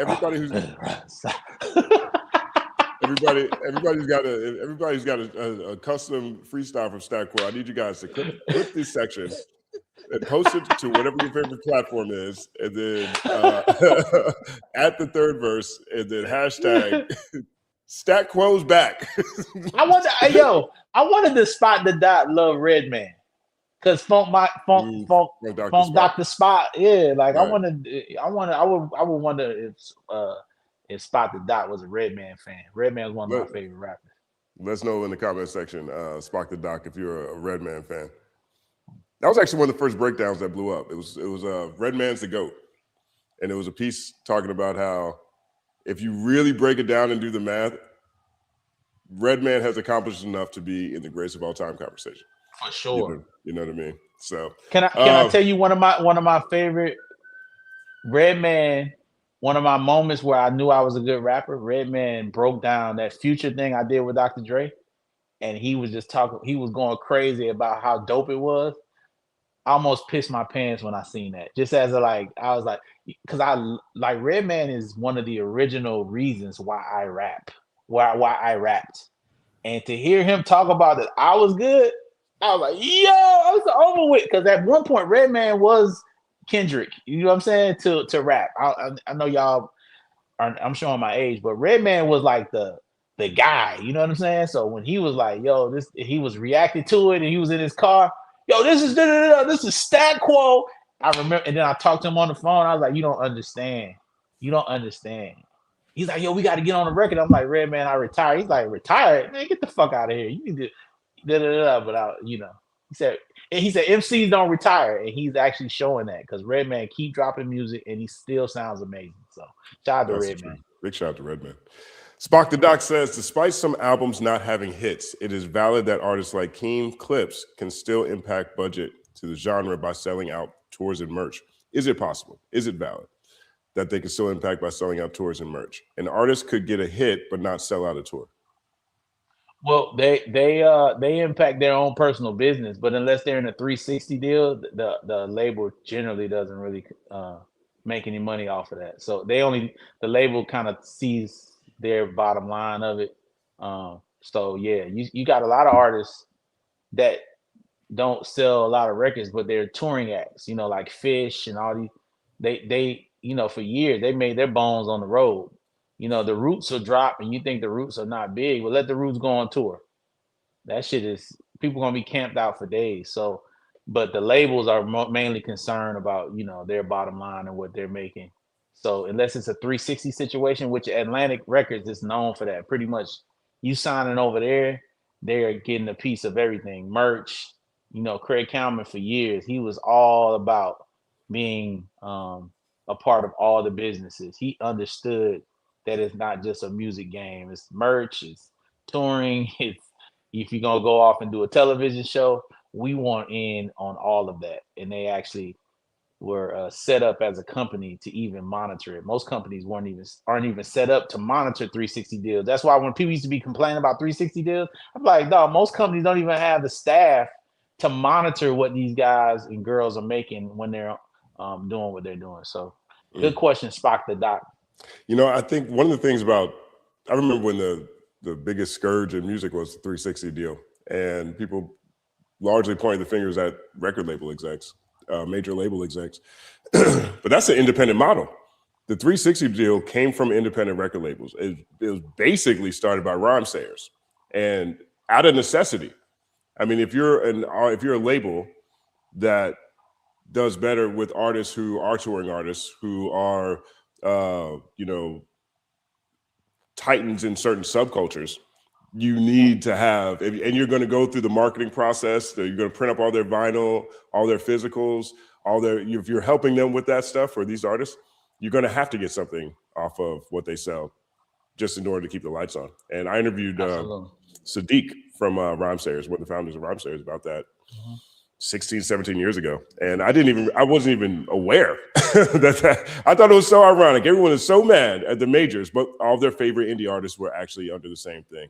And and I'm not someone who capes for artists, it's going to sound crazy, but in the 2000s, after Napster came out and BearShare and LimeWire, there was such rampant pirating that they had to, like, just in general, from a business standpoint, they had to find other ways to make money off of their artists because, people were stealing music every day. Now, I also argue that that's the label's fault, since they had digital music technology, MP3 technology in the 90s. They could have been forward thinking and actually just bought Napster and started telling us to pay through that. You could do payments on the internet back at that time. They were greedy. And I think that's what they're doing right now by going after small creators who just want to react to songs that they like. I feel like this is that same mindset that everybody, at least in every era, there's a version of this that people have to convince executives that they're doing it the wrong way. You know, it's crazy. I think the executives don't see the creators. All they see are the people that own YouTube. They're not even looking at the creative. They're looking at the people like Leor Cohen, who runs YouTube. They're looking at those people, and that's where maybe the vitriol is coming from. They're not necessarily looking at that kid that's 13 years old in his room reacting to the favorite Slayer song. That Slayer's a new artist that's coming out, but they're not thinking about that. They're just thinking about look at the bottom line. Look at what YouTube is making. It was like that whole battle that went on with YouTube. It was the ESPN that happened. On YouTube TV. Yeah, YouTube TV. It was the same thing. They're not thinking about that family that they can only afford YouTube, and now they're gonna miss all the sports. The NFL, they're not thinking about that. They're just thinking about the executives at YouTube getting all this money, and ESPN as well. ESPN we just paid $1 quadrillion for the NFL. We want more money. You know what I'm saying? Right. So yeah, it is. Yeah. Spock the Doc, you got another one. This might be a little bit more significant. We have our first member of the channel. Our first member. Oh wow! First member, a YouTube member. It is Create and Chill is the name. What you gonna do for Create and Chill? Our first member. Create, chill, kill at will, and you our first member. You are a big deal. How you feel? And anyone talking ill on Create and Chill, we going in your grill, and that's for real. You the one and the only. I had to take it back to the old school for Create and Chill, the original raps. That was like some Force MDs type shit. I went back to the 80s. You the one and only. Create and Chill, and coming through the rap, and you are real. No deal. And how you feel to your grill. Create and Chill. Woo, chicka, chicka, woo, woo, woo. Oh, good. Justin, you got to come with the chicka chicka. Yeah. That's the remix. Yeah. There you go. There. Create and Chill. We appreciate you for you being a member. You're our first member. You're numero uno. You know what I'm saying? When we blow up, and we got to save that, Justin. Create and Chill. I'll save a screenshot. Save that for Create and Chill. Do something. Everybody that's joining, maybe like our first 100 members, we do something special for them. Like when we blow up, we have something. They're invited to come out to have an event just for our first members. We should do something like that. our first people I that think so rock too. with us. Yeah, I think that'd be cool. Like we have like an event, they all come out. We probably have some of the we have some performers come out. We'll do a live show just for the first members. Let's put that together, dog. That'll be fun. Let's do it. Let's do it. I think Good. it's a good idea too. Thank you very much, Create and Chill. That's awesome. Brittany Danielle. Shout out to Brittany Danielle. Brittany Danielle is amazing. Amazing. Awesome questions. Awesome insight. A super value member of multiple YouTube communities and the broader community that we're all a part of. There's your backstory. What kind of rap you got? You wear it well. You wear it well. You wear it well, Brittany Danielle. You cast spells. You bring hell. You wear it well, Brittany Danielle. We appreciate you. Hey, Brittany, you on all the channels. You got history, and you that girl. There's no mystery, and you know now that you are with me. That's Brittany. That's the remix. I cannot. Yo, when I woke up this morning, and I knew we were gonna be doing this. Yeah. There was no place in my head that I thought that I would be doing this right here. This is literally some spontaneous things. And guess what? I'm gonna do it every time that y'all do a super chat. I don't care what we're talking about, what's going on. I don't care if we got anybody up here. When y'all super chat us, you're gonna get you a special song every time for me. It's gonna happen. I don't care as long as I don't care if we have 1 trillion of them. I guess it's gonna be a whole show of Stat doing super chat raps because I appreciate y'all. If don't know none of these others, I know Coach United appreciates you. I know Justin the company man appreciates you. That's why y'all gotta like, add, and subscribe as well. And over here, you gotta like, add, subscribe to the third verse universe. You know what I'm saying? But we appreciate Brittany Danielle. We appreciate you. We love our female community. I think what do you call third versians? That's what you call third versicans. We're third versicans. We love our third versicans. I love to play.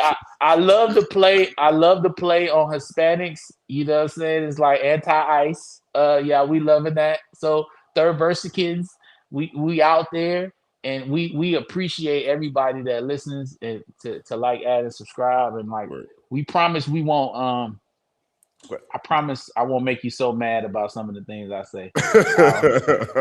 All right, let's see what Brittany had to say. Brittany had a comment. Let's get to her super chat. She says, "High energy for this early. I'm on school drop off, but had to tap in and show love. For my theme song, you could call me Brittany from the Valley. You gotta do another one. It's Brittany from the Valley. You gotta do a whole new one. Brittany, you're getting two.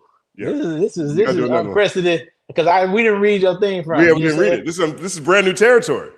Listen, her name's Brittany, not Sally. She's from the Valley, not from the alley. Is she in Macon or she in Cali? Do she dilly or do she dally? Because she's Brittany from the Valley. Yeah, from the Valley. She got long hair. She go to Sally's. Oh yeah. And that's Brittany from the Valley. Not from the alley. Boom, boom, boom, boom. She going out to Cali. She know that girl Sally. She went to the rally. Oh, anyway, sorry. So I got caught up. That's the remix. Every time. We gotta have a figgy. If it's not a figgy, it's not finished. It's not finished without the figgy. That figgy lets you know it's ready to go to the marketplace. We've got K-Way for real back. He says, DJ, have you ever golfed at Pelican Hill in New York, Newport Beach? Can you give me some pointers? I golf like Happy Gilmore and need help for this. Can we hold that for him? Yeah, DJ we'll hold it for him. We're coming back from DJ. Yeah, but shout out to you, K-Way, man. Shy Nose says, largest hip-hop, quote-unquote, streamer is academics. Red Pill, Drake Stan, devalues lyricism, gossip, and propaganda. Do labels help hurt by paying those like him? I'll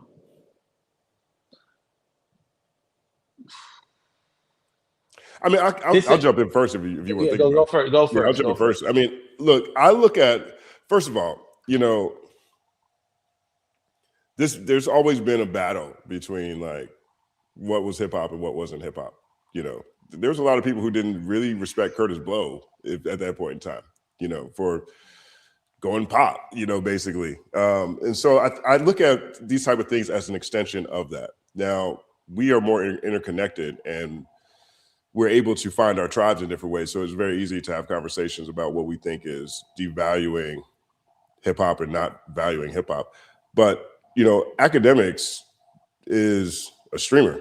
You know what I mean? He's a media guy. Now, he has a preference for the type of rap music he wants to focus on, and that's pretty much where he lives. His commentary that devalues the broader culture of it, in my mind, is completely secondary to whatever it is that the label or the manager or the A&R guy, whatever, is trying to get secondary to what their ultimate goal is, which is to get their artists, their music in front of the biggest population, right? So, I think we all have our criticisms and critiques for all of us in this space for one reason or another. But I think the labels, to this point right here, do labels help hurt by paying those like them? I honestly think that's just, that is 100% a perspective-based question.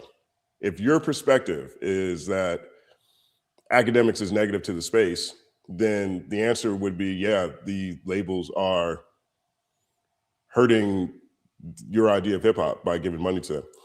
If you don't feel like Academics is hurtful to the space, then the same thing would go with the labels, right? But I look at it more so as all of this stuff is hip hop. Like all of these things are hip hop. And like with anything else, a lot of it just comes down to a battle of the minds, a battle of the energy, and the strongest community that you can grow in terms of who is now getting attention and considered the driving force between what's happening from a hip hop media conversation standpoint. But we're all in the same cipher. It's just who's got the largest chamber within it. I definitely agree with you. It's really about perspective, and if you, like you said, if you think it's helping, then that's on your side. If you think it's hurting, it's on your side. So it's really a perspective based thing. I think as a label, they're trying to get this artist in front of the most eyeballs that they possibly can. So that's kind of like what the label's job is. So they're thinking from eyeballs because they believe that the product is something that if let's say 10 people hear it, at least 7 or out of that 10 will be drawn to it and actually make it a part of their day to day and go stream it. Because even if somebody reacts negatively to something, like let's take Jack Harlow, a lot of people was dogging that album, but they were saying they were so negative that it made people like, yo, I got to go listen to this. And in this climate that we're in, you get compensated for just listening. You know what I'm saying? You get paid for people to listen to it. They don't have to go to the store and buy it. They just got to listen to it one time. So a negative, putting it on a negative platform, that actually could help it too. You know what I'm saying? Especially if the negative is very loud. It's like World Star, right? Yes. World Star was at one point in time, in comparison to the other blog, the most negative blog possible. World Star would have, pregnant women getting robbed right next to your rap video. You know what I mean? Like but there was a huge market, and by far, without question, it was the most impactful place to put a video if you wanted the most people to see it, right? I don't even think they were really botting like that over at World Star. Like that shit was just organic. That's how Kanye is still rapping about World Star right now on Bully. You know what I mean? Yeah. So everybody in music had a choice. Do we want to put this banner ad on Hip Hop DX? Or do we want to put this over here on World Star?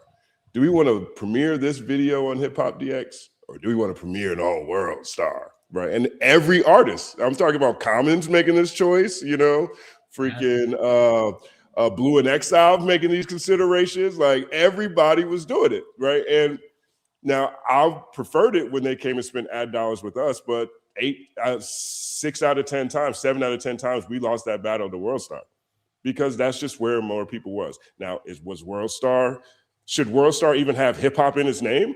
I used to argue that it should just be called World Star. Please drop the hip hop. There is nothing hip hop about, you know what I'm saying, watching. There's nothing hip hop about watching, you know, a Chinese kid kick a Chinese man down a flight of stairs. That's not hip hop to me, right? I don't. Yes, these are rappers, but why are we only covering crime cases, right? I argue that shouldn't even be the case, but that is just what that era was like. And World Star had the biggest audience, and that's where all the money went. On a side note, imagine if World Star had the people of creators around where they could have taken World Star and made it because that's essentially what TikTok is. Just a collection of videos you just scrolling through. Imagine if World Star changed this format and TikTok was World Star. It's the same thing. It's a collection of different videos and creators being able to post them instead of World Star where they were picking all the videos.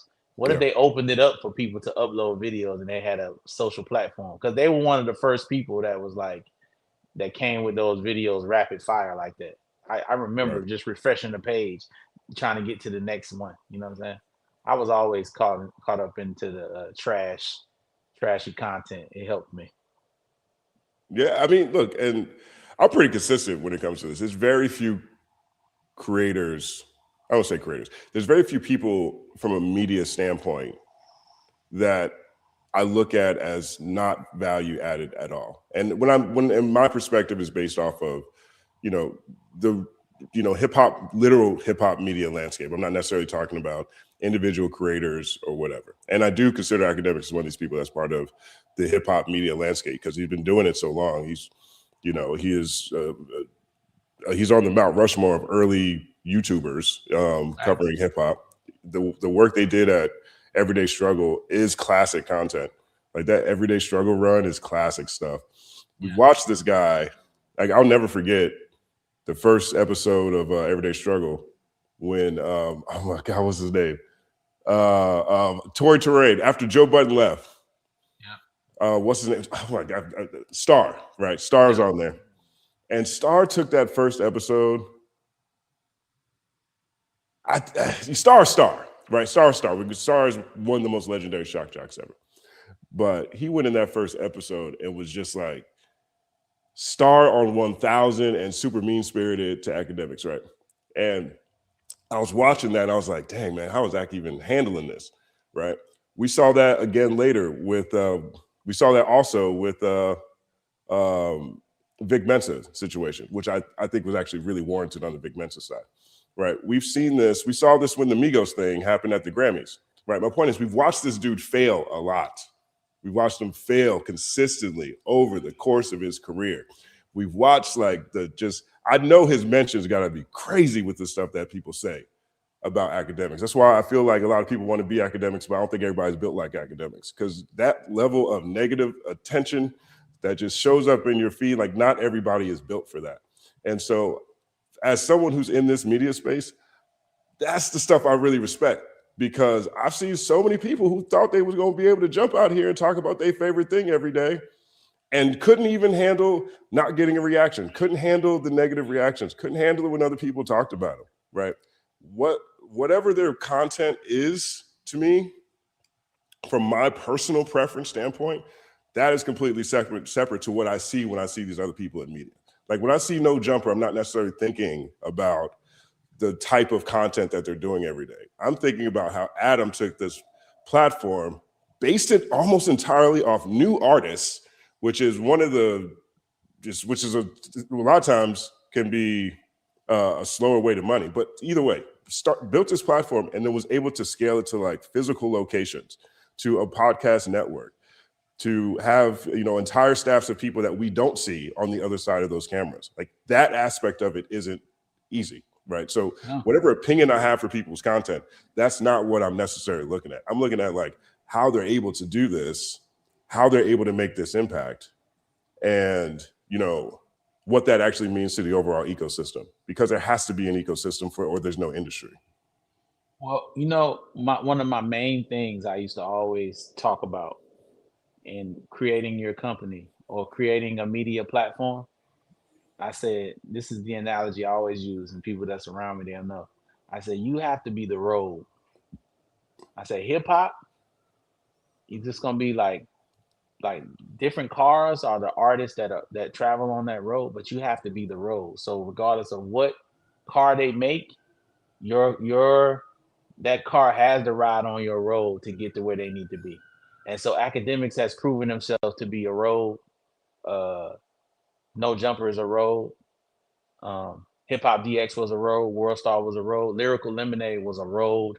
These are roads that, labels are roads, um, whereas artists are the cars. So the best thing to do, and hopefully Third Verse one day will be a road, and so that we can continue on and uplift artists and bring them about. But you got to respect whether you like the message or not, you have to respect the longevity of what these guys have accomplished in this space, because it's definitely hard. And I know for a fact, because I am a person with that type of thick skin, you you have to take that when people have criticism of you. I understand that people don't even know how to disagree. I know how to disagree. I know how to like hear something that someone says and not attach it to them as a person long term. I can sit back and hear Stephen A. Smith say something that I might not agree with, but still not say I hate Stephen A. Smith as a man. I don't know him as a man. You know what I'm saying? I can still appreciate where he's at in his life and what he's done, and say that I can disagree with something that he says. So that goes back to me saying that's why I don't really. There's certain things I'm never going to discuss in the mainstream, because people don't know how to disagree with each other. And that's where you get those comments and people saying, I want your mother to die. I want your family to die, all because I said I like Drake's album. You know what I'm saying? Like all because I said I like Kendrick. Like, what I said on this live, I said, oh, congratulations to Diddy for getting out. So, how dare you congratulate him for getting out? I'm not minimizing the victims. I'm just saying, I'm sure he's happy that he's getting out of jail. That's what I'm saying. I'm not saying I'm riding with him. He's not my boy, none of that. I think what he did was disgusting. I'm just saying, hey, whoop-de-doo, congratulations to him for getting out of jail. But I'm saying that type of me saying that, somebody immediately go in the comment, this is why I hate this nigga. This is why I hate Stat. Like, come on, baby. You can disagree with something I say, but you gotta hate me for? What I do to you? What do you know about me really to hate me like that? You know what? You know what the coolest comment I've ever seen, though, in the Third Verse comment section? The comment that stuck with me the most, I can't remember who said it right now, but the comment always stands out. She says, I understand how Stat pisses people off. I love watching Stat. At least he makes me feel something. I was like, word up. I see if more comments was like that, I probably would read y'all comments. Justin reads them though. Let me tell you what Justin does, just so y'all know. I'm not reading them, but Justin definitely posts them in the group chat because he knows I'm not reading them. All right. I screenshot. I go through the comments. I screenshot them. I drop them in the Third Verse group chat. Absolutely, every time. I can always count on Justin. Right. To put them. I'm like, this motherfucker here, man. Yeah, man, we got to stay tapped in. I say it all the time. Hip hop is culture, but it's also community. You know what I mean? Like that is the thing that, was always impressed upon me by my Jedi masters when I was born when it came to thinking about hip hop. You know what I mean? So, but on Tuesdays, I want to let y'all know on Tuesdays, I'm in that chat though. So I'm standing on everything. We do a premiere on Tuesdays. I'm in that chat. So if you want to come in there, if I said something you didn't like, you want to talk to me direct, I'm in there, literally in there for you to say whatever you want. You can get it off in there. Tell me we have a person, Andy Pandy. She writes long paragraphs about how she hates what I say. Shout out to you, Andy Pandy. But like, I'm in there talking like, what's up? Tell me how you feel. And guess what, guys? I'm growing every day. I want to be a better person. Like, I want to go, give me some other perspectives. I didn't think about that. That's dope. Okay, cool. Like, I'm loving these questions that we getting from y'all. So much. I think the rap has taken over. We didn't even get to talk about a lot of the stuff we were gonna get into, but why? Who cares? Yeah, right. Who cares? I mean, and everyone's asking really great questions. This is still a really meaningful discussion, in my opinion, even if it's not based off of what we had outlined. I'm sure we'll get to it at some point. I'm sure some of the stuff will come up here, and if not, then we always got the Tuesday show. So, but yeah. So, who else? Oh, I do want to give a shout out to K-Way for Real, LTFM 9861, Ty Cutter. Those are the ones that are in front of me right now. There's a few other people too that maybe I'm not quite remembering. Lord Racer. Maybe there's other people I can't remember, but those are the first people I remember signing or coming into the premiere, like the first premiere that we did for the Tuesday episode, which was, I guess, Thursday back then. And so just really thank you guys, for being early adopters to something that has been, a lot of trial and error, I think, figured out things along the way. And big shout out to all the different people who work with Third Verse to help get it to this point too. We love y'all, and yes, we love y'all and everybody. We appreciate everybody that helps us get here. We there's no us without y'all, and everybody that's listening. Tuesdays and Thursdays, 7 a.m. new episodes. Thursdays are live. Tuesdays an in studio show. We do a premiere. Pull up, support us, like, add, subscribe. Justin also has Culture United that he drops every Wednesday. He's consistently putting out new content on a regular. He's kind of like, if something happens, Justin's basically reporting on it immediately. That's what's dope about him and what he does. You guys are getting that commentary right off the bat. We had a off the record conversation. Justin called me because he got frustrated about a video, and I told him, and I'm speaking to y'all. I'm like, man, people don't come to you because you're trying to break a story. People come to hear you commentate about a story, to hear your perspective. Your perspective is why people love listening to you. On top of the fact that you sound like James Earl Jones or one of these other dudes, but yeah, like it's your perspective that make you you. And I just want to say in front of everybody, me and DJ are very lucky to have linked up with Justin to work with him. And all you guys that support us, we appreciate you. We really do. And we won't switch up. There won't be no switching. What you getting from me is what you're going to always get from me. There will never be a time where I won't speak about somebody in their face or outside of their face that I feel like if they do something wrong, even if it's somebody that I love and rock with, we're going to talk about it and be real about it. That's why I said anybody who ain't supporting me, I'm going to call your ass out too. So we appreciate y'all. I'm very appreciative. Thank you for the love, for sure. I just want to make sure no one thinks we're ending yet, because you got a lot more rapping to do, Stat, by the way. Oh no, I'm not ending. I'm just what I'm doing is celebrating. I'm celebrating the people. And I don't know. I see, you can see what kind of rapping I got left. I'm glad I don't see it because it's a daunting task ahead of me. But I'm ready. This is what I do. This is what I do. We're coming up with some trick raps right now. This one right here is from Militic Nicole. It says, okay, I need to see Stat rhyme Militic.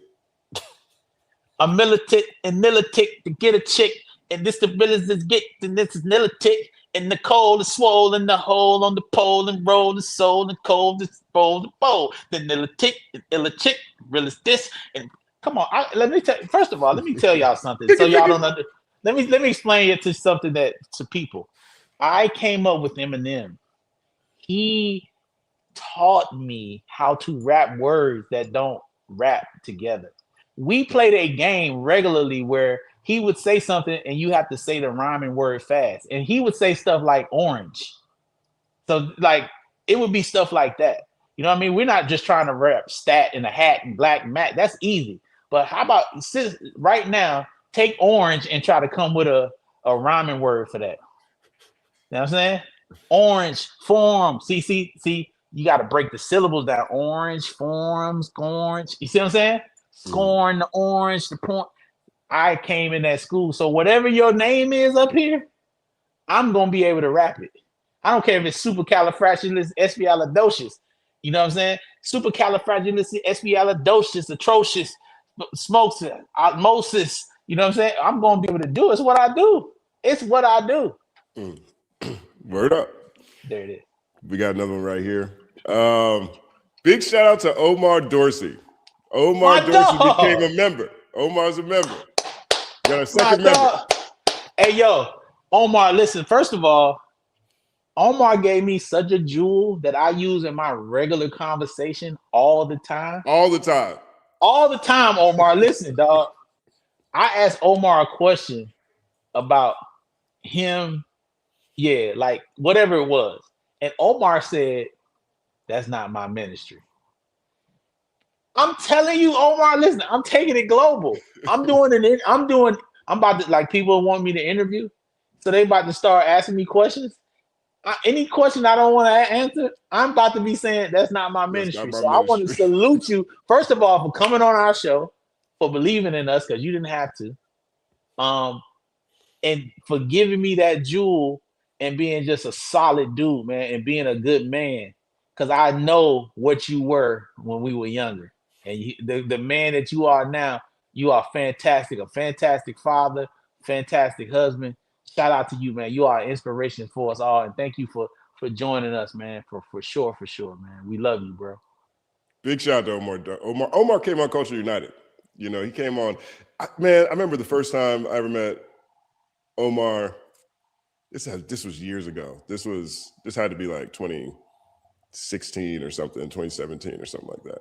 I didn't know him, and I was at Soho House, one of these Soho houses in New York for some event or something, and I was walking through the venue, and Omar comes up to me and goes, "Yo, you're the company man. Keep going. I promise you, dog. Keep going." And it was one of those moments where it's like, dog, I've been watching you on TV like half my life. You know what I'm saying? Like, you know who I am. You know what I mean? Exactly. And just that level of encouragement was everything to me, especially at that point in time. You know what I mean? And so I've had a lot of great conversations with Omar. I'm happy and thankful to call him a friend. And thank you for support too, for joining the channel. So appreciate you. Appreciate you. You gonna give him a rap? Does he get a rap? He just got a whole paragraph. I guess he doesn't need a rap. I guess right. He's got Omar. We interviewed him.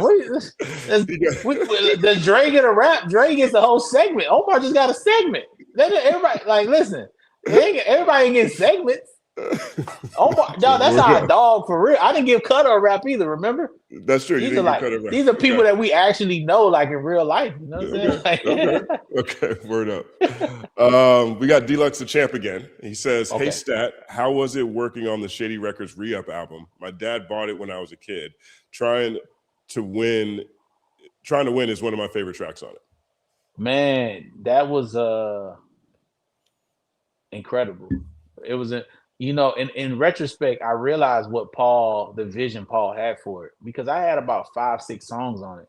That was my way of, they were introducing me to the market and let me stand behind Marshall. And then their plan was to drop my album right after, but then I said that dumb shit in the studio, and that's when it went left. But man, that is, I never got to put out Stat Atlanta, but that, when I think about the re-up, that's like I feel like that was my album. And the way M hand drew the cover. So if you go to the cover of the album, I'm the only person that he put my name on the shirt. Now at first I'm like, did he think it didn't look like me? But no, that was marketing, because that album sold millions of records. You know what I mean? And man, I just remember sitting in the studio with Dre and Snoop, and I had this song called Get Low, and Snoop came with this crazy concept for the video of it. And basically where we would just dress like we in the 1920s, and we would all be dressed up. Like Snoop came with that concept right there. It was so nuts. And that's the same weekend at which M came in there and I said that dumb shit. Womp, womp, womp, womp. Done. But yeah, that Rio album was awesome, man. Straight up. If you haven't heard that story, there's a full detailed explanation of what happened on the channel, on the Third Verse channel. Go check it out, because that really goes into it. And I think it's a great learning lesson for people who have a tendency to talk too much. I'd never heard a story like that in my life. So after you guys finish this live, go check out that video. And it was a great lesson. It's a great lesson for me and anybody that watches our show. Hey, I'm going to make some mistakes. Cut me a little grace. I'm going to say something that you might not like.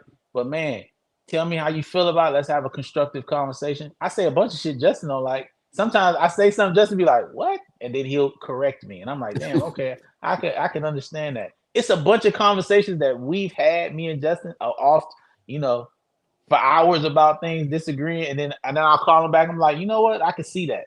You know what I'm saying? It's one conversation in particular that we had. And I'm like, damn, I really don't see that on a day-to-day basis. Because Justin be like, tell me what you see every day. Right. Tell me what you encounter every day. And my other boy Ted's been telling me that for years. I'm like, damn, I don't see that every day. Why am I mad about that? I don't even see it. Right. I don't even know. But that part is goes both ways, right? I feel the same way too. There's a lot of times we have discussions and stuff, and I'm very locked in on how I see things and how I feel about stuff, and then we have a conversation about it. I'm like, I'll come back later. I'm like, yeah, that was right about that. I understand that completely. You know, and particularly with things that, you know, with me that have impeded some progress that I could have been making a long time ago. You know what I mean? Like, there's a lot of things Stat and I talk about that that really sticks with me too. And so that's one of the things I think makes this project so much fun at the same time. I want to say this out loud to people because I think this is just real talk. I think Justin is probably the most underrated journalist and personality that we have in the space that doesn't get his just due. And I think a lot of that is Justin's fault. And I say this in front of y'all because Justin just does what he does, and then he doesn't understand outside of himself. You know what I'm saying? And I'm glad that he's now taking the steps to becoming that bigger voice because, you know, we do have academics and we do have No Jumper, but it's important that people like Justin are standing next to them because everybody needs representation. And that's kind of like the way I feel. And Justin represents a lot of everybody that's on here with his opinions, and everybody needs someone to hear to say, oh yeah, I agree with that. Why?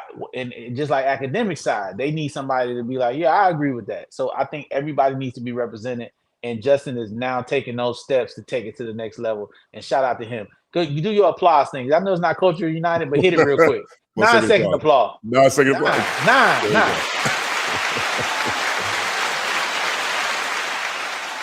Word yes, up. sir. Thank yes, you. Sir. I appreciate that, brother. All love, brother. All right, so we got next one up here is from King on Deck again. He says, a return to the essence wasn't me discrediting Drake's ability to rap. It's the core tenet of originality and authenticity. Cool Mo D didn't sound like Slick Rick, who didn't sound like Spice One, etc. Get better or get gone. Well, what they say, the greatest form of compliment is imitation. So when people see something that's working, you know, I mean, they're gonna do it. What's that dude? Rakai is basically Castanet trying to be. He made himself Castanet, try to be just like Castanet. It just happens in any industry. You know, when McDonald's came with the Big Mac, the Burger King said we gotta have a Whopper. You know what I mean? Like it's just about emulation. That's happening regardless. But I feel what you're saying. We appreciate you for your opinion. Some of these people too. Another thing, Justin, we should maybe do, man. Some of the people that really have like pointed arguments. Maybe we take as we get bigger. We bring these people in to be part of the conversation. That'll be cool too. To you know, a lot of people got some really good questions. Yeah, I think so too. And funny as hell too. K-Way funny as hell. K-Way for real. He just launched a podcast too, and so. But you're right. I think there's ways to further engagement with the audience, and yes. I'm definitely thinking about that too. All right, we got an interesting run coming up here. We got a nice quality run coming up here. These are a series of new members. So we've had a number of people who've joined the become members. LTMF9861, thank you very much. Shout out to you. You already got a song. You got a song. I Got Fame TV. Big shout out to I Got Fame TV, the one and only. Well, I never did no song for him. You have not. You got, he got, she got, we got. I Got Fame TV. I Got Fame TV. I got, you got, we got, she got. But I Got Fame TV. What you say? I Got Fame TV. Big thank you. Salute to you. I Got Fame TV. That was fun. We got Will Thompson Fargo, new member. Oh my goodness. As far as I go, I'm Will Thompson Fargo, and I go to Wells Fargo to get my dough. So Will Thompson Fargo, you know, we keep it low. And you ain't a hoe, you Wells Fargo. And then shout out to Will Thompson Fargo. Oh, my man, Rory Bateson, man. Rory Bateson. I got to tell the story about Rory. Tell the story. I need a prop. I'll be right back. Give me 1 second. Hold it down. Here, you freestyle about Rory. I'll be right back. We not chasing. We not erasing. It's my boy Rory Basin. I'm not a Freemason. Yo, this make me feel like when it's just me up here by myself, I feel like Colin Cowherd because he just sits and talks for himself for an hour. I can do that. You know what I'm saying? But I can really get. What is this? Basin. Yeah, man. Shout out to you for being a member. We appreciate you. Like, add, subscribe, everybody that's here. We've been up here for about 2 hours. DJ, just to let y'all know, he's driving. He's going to a golf tournament, and his reception was bad. Hopefully, by the time he gets where he's at, we'll still be on, so he can come on and say what's up. Everybody, Tuesdays at 7, we'll be doing a premiere. The live show, it's not live, but we'll be the in studio show. We'll have a premiere. I'll be in there. Justin will be in there chatting. And then every Thursday, we're going to go live here. We just started the super chats. I didn't know we were going to be rapping for everybody that super chats, but hey, you do a super chat, you get a stat rap or whatever. You get that if that's what you want, because we want to do something special for you, everybody that's rocking with us. We appreciate you. We love you. We definitely are happy to be here, and we just try to give you a different side of hip hop and what's going on in the community and in the space. But anyway, Justin's back with his prop. Yo, so it was actually more difficult to get. I forgot I actually secured that pretty good. So Rory is a really talented artist, like visual artist. He does woodcraft, he's drawing and things like that. And he's in like the top 3 or 4 supporters I've ever had. Like literally ever. I'm talking like from the first time I turned on members on the channel, which is, I guess, is 2017, 2020 or whatever. And he would send it through PayPal instead of like YouTube or whatever. And so I would see his contributions separate from everybody else's. And when I was going through my grandmother dying, me not getting married, and then my mom dying, I was like 4 different times on the toughest days that I was experiencing those things, I see Rory pop up and it would say like, keep up the great work. You know what I mean? And I wasn't even prolific at that point in time, right? And so I met him in person for the first time at a Mick Jenkins event in North Hollywood. And he invited me to the event. So went there, kicked to him. He's a really nice guy. And he gave me this. And this is the first piece of like framed fan art that I've ever received. And so he drew this picture of me, which is dope as fuck. And it's in my bathroom. Wow. So I have it on the wall. It says it's there. It's next to like an MF Doom picture that I have too. And so, he has been someone who's been a blessing like in my life without even really knowing it, I think, in a lot of ways. Fantastic guy, really talented artist, does a lot of great stuff, man. So I just can't tell you I appreciate you enough, Rory. Thank you very much. Man, shout out to you, Rory, man. We appreciate you, brother, and that every time Justin goes to the bathroom, which is a lot, he says.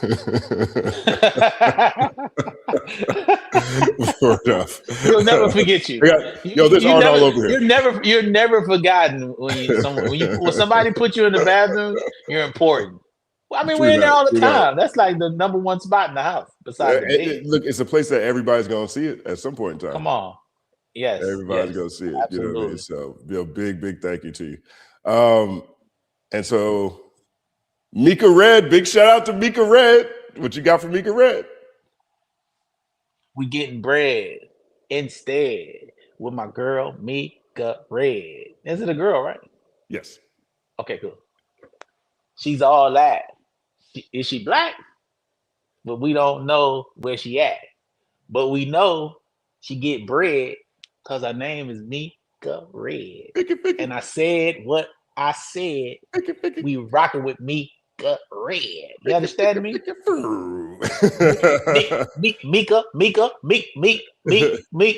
Red. Mika Red. Huh? You talking about Mika Red? Huh?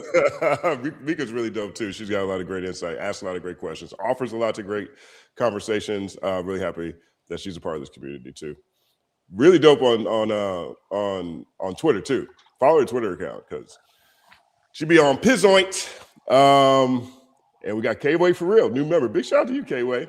Shout out to K-Way, man. You already got a rap. It says, K-Way says, I'm subscribed to all things Justin. I'm claiming you on my taxes, FYI. My brother K-Way, man. Salute. Lord Racer. We got no Lord Racer. You remember, we have a rap for Lord Racer. You have a rap. Okay, I didn't do one for that. You didn't do I like my Hennessy with no chaser, and I'm rolling with my dog Lord Racer. And if you talking, I'll erase ya. And my boy Lord Racer get the paper. We real, we not a faker. You talk mess, we gonna run a caper. As I'm chilling in the skyscraper with Justin DJ and Lord Racer. That's hard. That was visual. I can see it. I can see us in the skyscraper, chilling with Lord Racer. That's what's up. Big shout out to Lord Racer. He's, like I said, Lord Racer. It was Lord Racer, Andy Pandy, LTFM. There's like two other, K-Way for real. It's like 2 or 3 other people who were like the first people at that first premiere that we did. And so I always remember them. I know I did a post about it on my channel. I was like, oh, thank you guys for showing up. That was really dope. We appreciate you. This one is from Tooth Aioli. Tooth Aioli. Those are 2 words I think you might have changed his name just so you could rap Tooth Aioli. We got the roof to the tooth. Damn, Aioli is tough. Aioli, Sayoli. Peyote. Oh no. Hold on, wait a minute. No. 48 hours Axopholi. And my boy Tooth Aioli. And I used to rock and roll it Poli, but I watched my boy Axel Foley with Tooth Aioli. What? First of all, I got to get some history of Tooth Aioli. There's got to be something behind that. I need you to get in the chat and tell us, because like did you just make that up? Is that like real Tooth Aioli? Like that is crazy. I feel like it might have been a different name, and then he's like, oh, he's rapping. He said the orange thing. Let's see what he does with Aioli. Aioli? Axopholi? Come on, show me. Hold me, call me. If I'm writing it, but freestyling Tooth Aioli is tough. That might have been the hardest one today. For sure. Vicky. Shout out to you, Tooth Aioli. Thank you very much. Jess B Yappin. Big shout out to Jess B Yappin. She says she's also someone else who leaves a lot of great comments. Really, really dope person that's a part of this community as well. I think she's in the UK. I think she's on another continent because she's like, I didn't do a rap. Oh no, you haven't. I'm just giving you stuff so you can make the rap better. Okay. This is like we're at not even say make the rap better, but think about this as EO Dub. It's like Rap Olympics. I'm with it. But this is Just Be Yapping. Big shout out to Just Be Yapping. Go ahead and kick. Them other channels be capping. Stat, Justin, DJ be snapping, and Jess be yapping. Be yapping. That Jess, she be yapping. When you want to know what happened, take your ass to Jess be yapping. She snapping, not capping. And the lips, sometimes they get flapping. She not jacking. And my boy Justin stay reacting. But Jess, she be yapping. It's all happening. Oh yeah, it's all happening. Oh, how could I forget that? How could I forget it's all happening? I thought that's what you were going to say.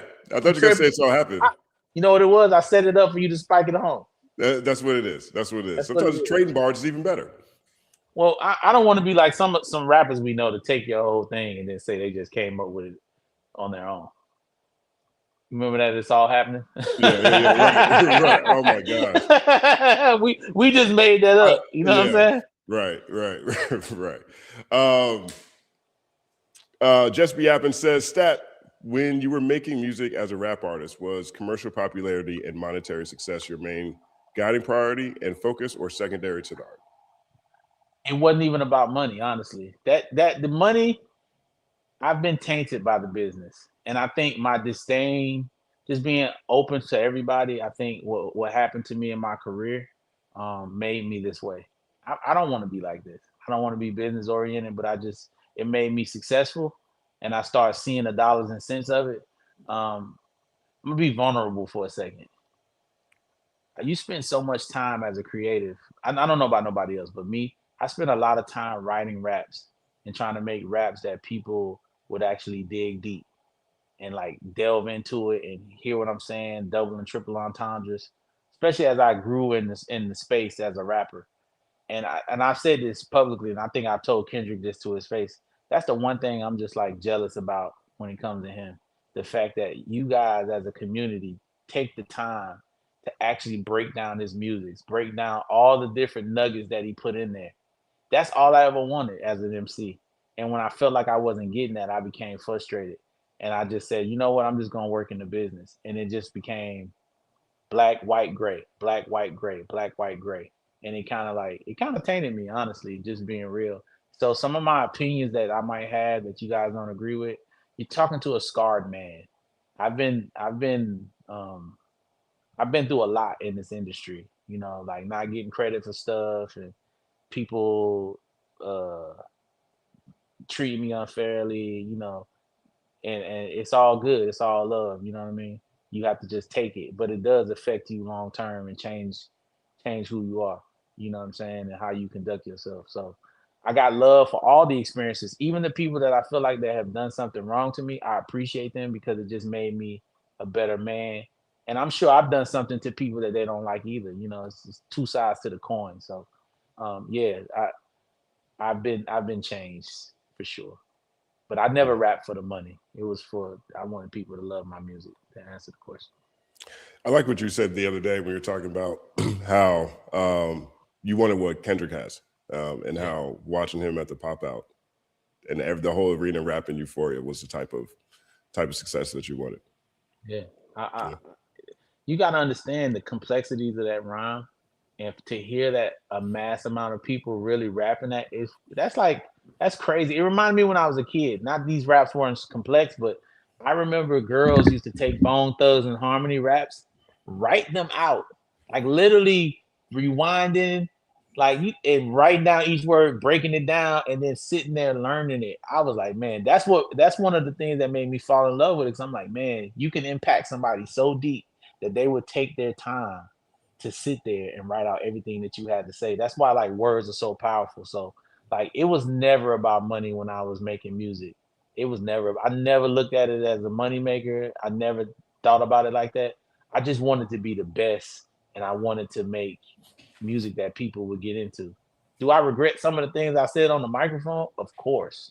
Some of my perspectives and point of views as an MC, the things that I've had this conversation. I have guilt with some of the things that I rapped about and talked about. I definitely wouldn't do that now as a grown man. But it's my journey. It is what it is. I regret some of the things I've said on third verse. I'm not perfect. I'm trying to be a better person every day. And I appreciate you guys' patience with me. I'm gonna say something that you might not like, but hey, rock with me and let's grow together, and let's tell me your side of it so that I can be a better person and grow. You know what I mean? Because I see some of y'all in the comments. Y'all just want to tear me apart. Like, hey, I'm a man. I'm a person. I'm gonna make a mistake. And I'm not perfect. But I appreciate y'all for listening. I do. I really do. And I appreciate your opinion and your perspective. Thank you so much for hating me if you do. And loving me at the same time. Well, my bad on Just Be Yapping. She is not in the UK. There's another account I was thinking of, and my bad. I got you transposed. But all the things meant the same. The only thing I got wrong was your location in my mind. But Just Be Yapping is really dope. So thank you so much, Jess. I also want to give a big shout out to anybody watching us on Twitter /X/Instagram right now. We're streaming on our Instagram channel, and we're streaming on X. We have like 100 people who follow us on X. But there's 110 people watching over there right now. So there's more people watching on X than we actually have followers. So that means y'all should follow on X, and then also make sure you subscribe on YouTube as well. Everybody on X, shout out to X. Right. Justin was apprehensive about us doing X. He has some other stuff. He'll talk about it one day. I'll tell real fast. Like, just so you guys know too. Anybody who follows me, X is such a weird place for me. It's like on one hand, for my personal social media taste, it's the best app because it's the fastest. Meaning I like to see what's happening in the news, and I get news that it's more difficult to find really easily for me personally over on X. But I liked X so much better when it was Twitter, and I do not rock with anything that the owner of X is about. I don't rock with nothing, right? Like there's not one thing I could really say positive about this man after what he did with Doge. I just don't have anything left, right? And so, but yet I'm still on it, right? So I'm still on it. So clearly there's like a little Tyrone Biggums with Twitter going on with me, a little addictive. But when it comes to Culture United, you can only live stream on X if you are verified. And I do not want to pay Elon $8, whatever it is. I do not want to do it.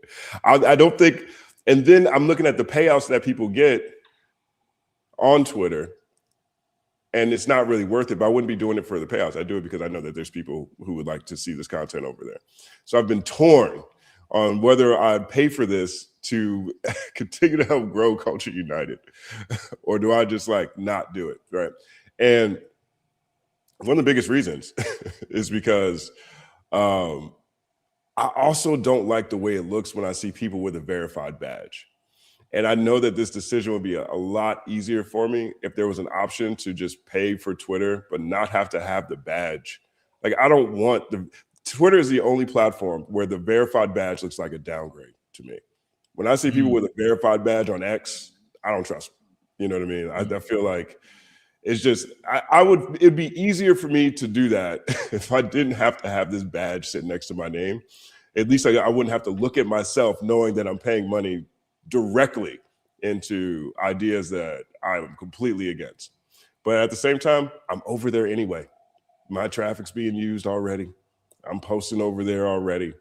And so it's an emotional thing that I have to get over. But this is an example of one of those things that Stat's talking about. You know what I mean? I'm literally impeding the opportunity to grow something I really care about because I have this personal feeling about someone I don't know, and I'm on their platform anyway.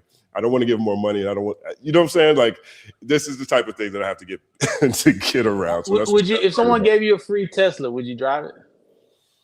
I'd sell it. I would sell it.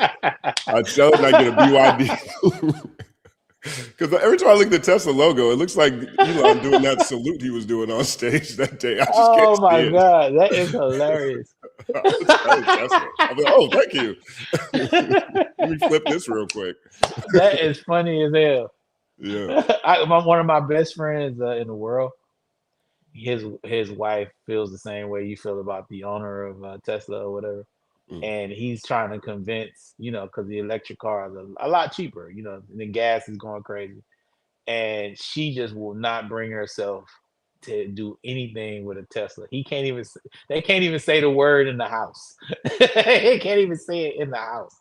And it's like, it's so crazy to me because I see a Tesla, like every third car is a Tesla out here in LA. I think that's like I think this got to be the biggest market. It seems. It has to be. It has to be. And maybe because our gas is $7-8, that's probably what it is, and people are just sick of paying high gas. But yeah, it's a lot of Teslas. So man, I feel you. I understand. I'm for the betterment of what I got going on, and I don't drive. I have a Sprinter, so it's different. But I need to get if they make an electric Sprinter, which this diesel gas is something serious out here. I think I would probably want to get one of those. I don't. The diesel's what, $9? It's crazy. It's crazy. But big shout out to you, Just B. Yapman. Thank you very much. We got this one right here. K-Way for real again says, love and hip hop damn sure ain't have no love. Talk about the show, I think. I mean, just that's another thing, your perception of love. Some people's perception of love is chaotic. I've seen people that, like, it's not me, I'm just speaking. I've seen people that feel like if they don't get a reaction out of their person, then the person doesn't really love them, which means, like, even if it's an angry reaction, you know what I'm saying? So I've seen different types of love. Love is, it's up to the person that's talking about it. So love in hip hop is love to somebody. You know what I mean? It's just not love to you. So it's all about perspective and perception of how you take things. What do you feel, Justin?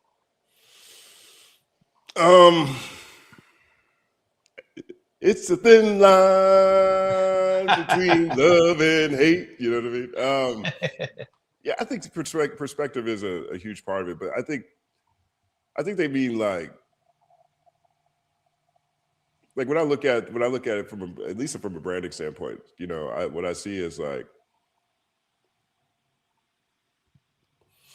the most exclamatory or bombastic parts of love put on television for our entertainment. You know, these people clearly love each other because they're willing to look crazy on TV together. You know, like a lot of times people just go look crazy on their own.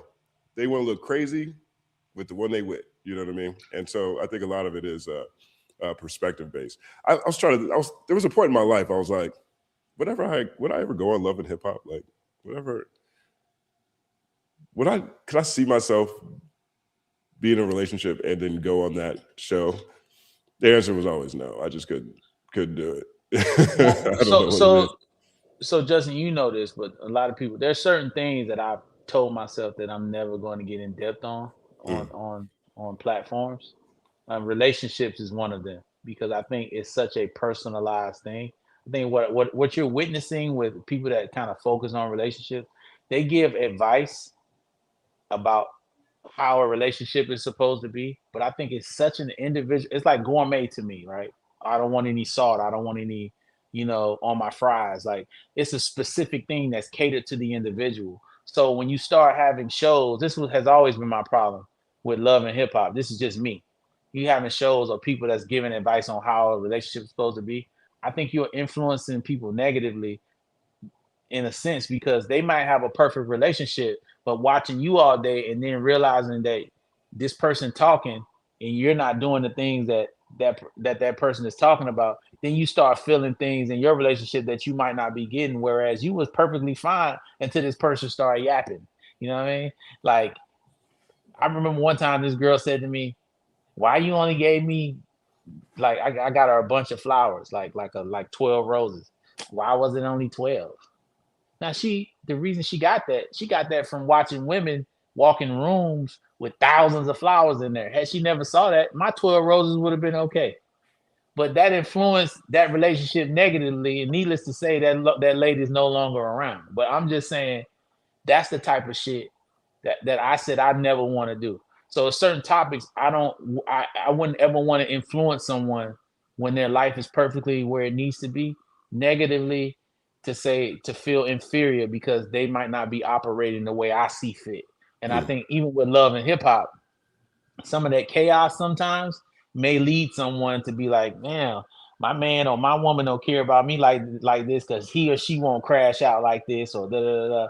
That's my only problem with that like broadcasting love. But I do appreciate that it's people doing it. I just don't want to be a person that's like involved in that. That's not, as my boy Omar say, that's not my ministry. You know, that's funny because like that's the thing about comparison. You know, you compare too much, you're never happy. Absolutely. You know, big shout out to K-Way. Mika Red says, Stat, we have had quite the journey, you and I. I started not rocking with you now, but now I just love you. Don't be jealous, Justin. I've always loved you. It's okay. It's okay. Well, Mika Red, we love you too. What's the meme? I'll allow it. Listen, everyone, this is my cat. Her name is Sade. DJ calls her Charles, but it's not Charles. And this cat makes me a better person. I just wanted to say that. She always like it makes me love. It makes me appreciate things. So this cat is very important. I just wanted to introduce her. She wants me to put her down, but this is my cat. I'm not weird. I'm a guy with a black cat, but she's awesome. I rescued her. They were gonna kill her, but we saved her life. So if you want a pet, go on down to your local place and adopt if you're gonna get a pet. I know y'all want these specialized dogs, but it's so many animals that are just sitting there in these cages that need homes. So if you into that type of thing, cats are great. You don't have to walk them. They leave you alone. It's cool, and they give you love too. So yeah, dogs are great too.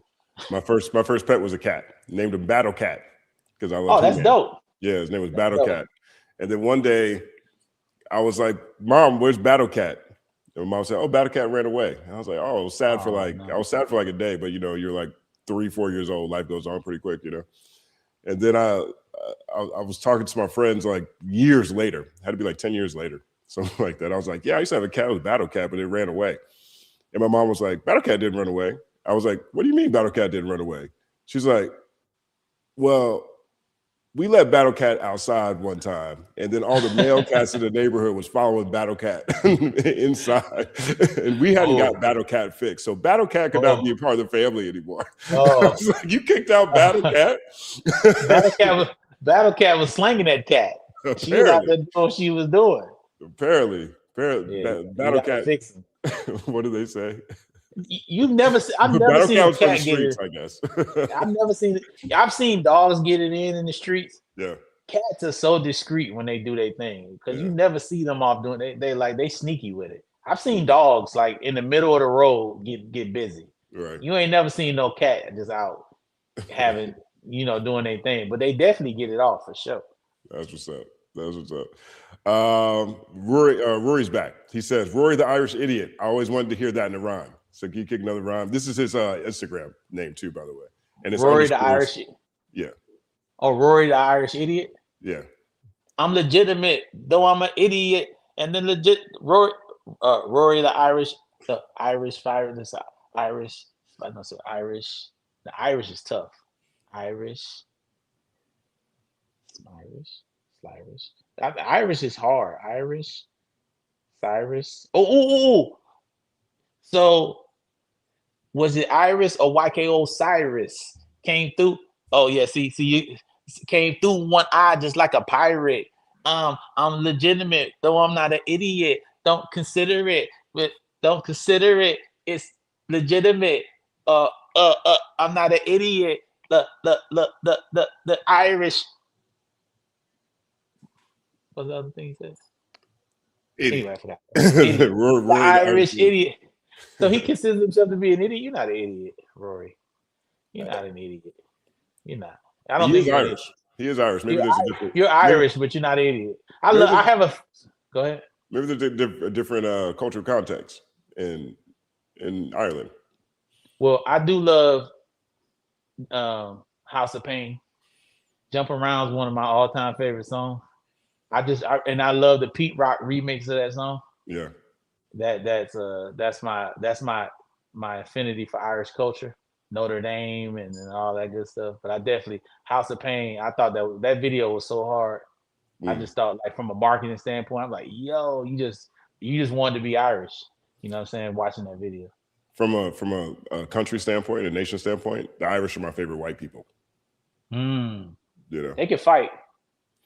But they're actually under occupation. And so they see the world through that lens too. And interesting story. Sinners, right? You know the scene in Sinners where that dude was Irish or whatever. That tribe, I think it was that specific tribe, the indigenous people tribe in Sinners. When the Irish were going through their bread, they had a bread crisis, I think, in the early 1900s. I could be wrong about this. Rory, correct me. Anybody correct me if I'm wrong. But that tribe or a tribe sent $100 to the Irish while they were going through that situation, which is like thousands of dollars today. But like there was a direct relationship between, what indigenous people were going through and what the Irish were going through at that point in time. And so, I love the Irish. I rock with the Irish. They're my favorite white people. I rock with them. Yeah, let's go. Big shout out to Rory. New member. There's Sack. Oh, that's easy. There's Sack. Big shout out to her too, man. She's awesome, dope. She's dope too. Did I do a rhyme for Theresac, or did she doesn't get one? Where you at? She's a member. You gotta do one for a member. Where you at? There a sack, the sack, stat, there a sack, there's a stat, there's a Justin, but there's a sack, and when you bring it back and you gotta react, and we's fat because there's a sack, and so where you at? We at there a sack, and we at there a sack, and we see me in the back. I'm gonna get better. It's been a long time. I'm out of my freestyle realm, but I'm gonna get better with these as we keep doing it. You guys keep being members, but there a sack, where you at? You know what I'm saying? Know how to act. Slack, cut slack is stat. You know what I mean? We didn't get to talk about Dre because I know y'all will have us on here all day, but I want to congratulate. Maybe we'll do it on Thursday. I want to congratulate my everything in this business. my leader, Dr. Andre Young. He's done so much for me in my career. And since I've been in music, I shout out to him and I want to congratulate him. I know some people might not like him, but he's helped me out tremendously, individually and personally. I love that man. Congratulate him on his article. Forbes once again showing the billionaires in rap how you should do an interview. Jay-Z should have never done that interview like that. He should have done it the way Dre did it, and it should have been written. That's how you do it.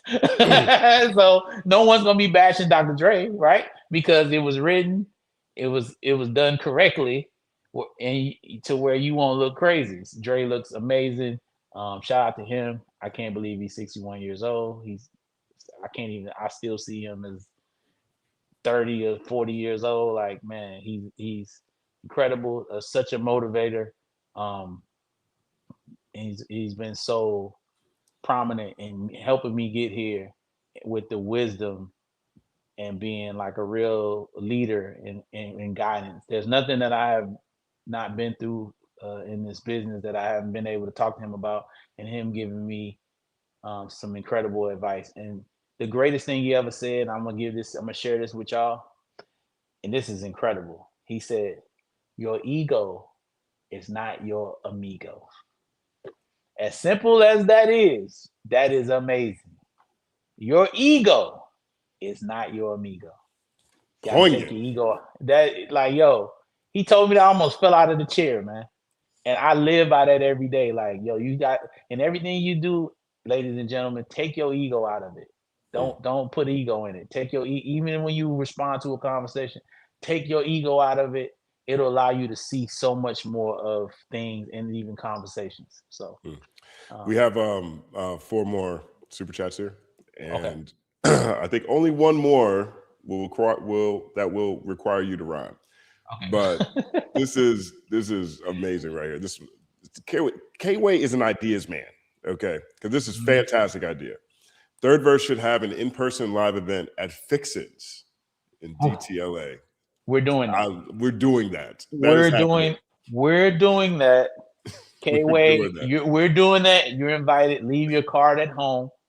You won't be paying for anything. We're gonna pay all. That's exactly what we're gonna do. Yeah, that's what we're gonna do. That our first 100 members, we're gonna invite all of them to Fixins for an event where all expenses like food, drinks, and we're gonna cater it. We'll have it catered for everybody. We'll do it. If we can't rent out Fixins, the food will be from Fixins. Right. I don't know if they'll let us rent Fixins out, but we'll definitely be. The food will be from Fixins, so we might not be able to do it at Fixins. They make so much money; it's kind of hard to shut them down.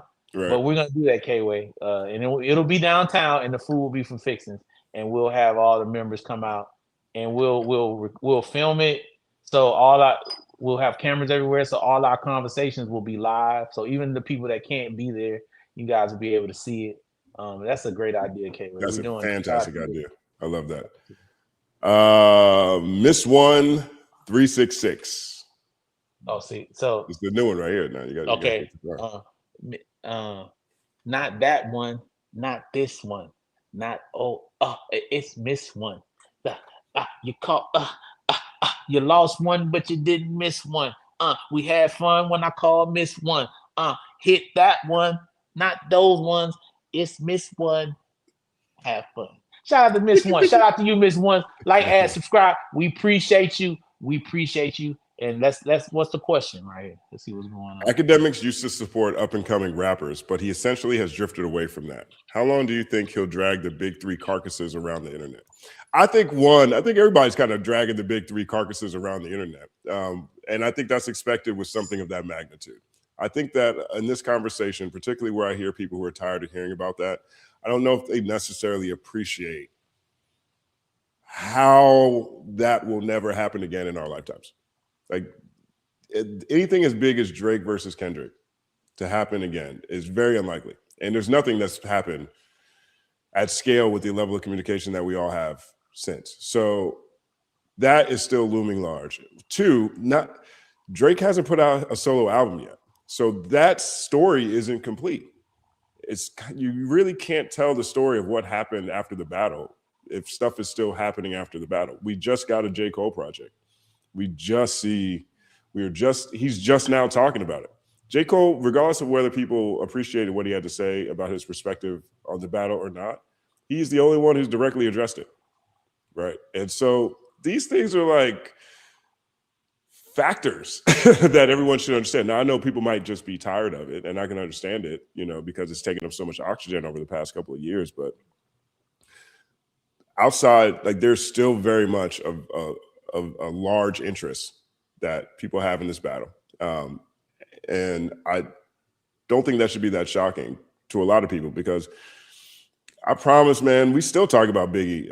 People still making videos about Jay and Nas. I can go watch. I was watching a video the other day that was put up 6 months ago about Jay and Nas, talking about all the stuff that Jay and Nas were saying to each other before you get to Stillmatic remix and all that stuff. So I think that's part of it. I don't want to put that solely on academics. I think all of us are kind of doing that. But I think that'll end. I think what will happen is, once this lawsuit goes away, because every time that shows up, that's a new media hit. Once Iceman comes out, okay, I think that will be the largest part of it. You also have to keep in mind that we're in the middle of this. We're in the middle of the two-year anniversary of this. And that's the part that you're never going to be able to escape, by the way. Hip hop, particularly hip hop on the internet, is really big on celebrating anniversaries. So for the rest of hip hop history, you're going to get a Like That anniversary. You're going to get a Push Up anniversary. You're going to get Tailor-Made Freestyle anniversary. You're going to get a Euphoria anniversary. You're going to get a 616 in LA anniversary. You're going to get a Meet the Grams anniversary. You're going to get a Family Matters anniversary. You're going to get a Not Like Us anniversary. And nobody's going to celebrate the Heart Part 6. So no, we don't have to worry about that. But in terms of everything else, this ain't going away. And right now we're in the middle of that cycle. So now I guess the bigger question is, when will people be interested in something else enough to not necessarily think about that? They won't, because guess what? The leaks that came out, which we were supposed to talk about today, but you guys kept giving us super chat, so I had to rap the whole time. The leaks Right. are supposedly that Drake is talking about Kendrick again, so that's gonna start it up all over again. And so it's never going anywhere. So you might as well just buckle in, or if not, you might want to just turn off whatever you're on. It was the biggest thing. The biggest event that America has is the Super Bowl. It's one of the most watched Super Bowl performances in history. And this is the same performance where they said Kendrick performed song that didn't nobody know, but they knew that one. they knew that song. So yeah, it's not going anywhere. So No. sorry. And we're gonna keep talking about it because people keep watching it. And I got so much to say. And I want to say this too here, because this new artist question, I think, is something that is a macro question that everybody has. And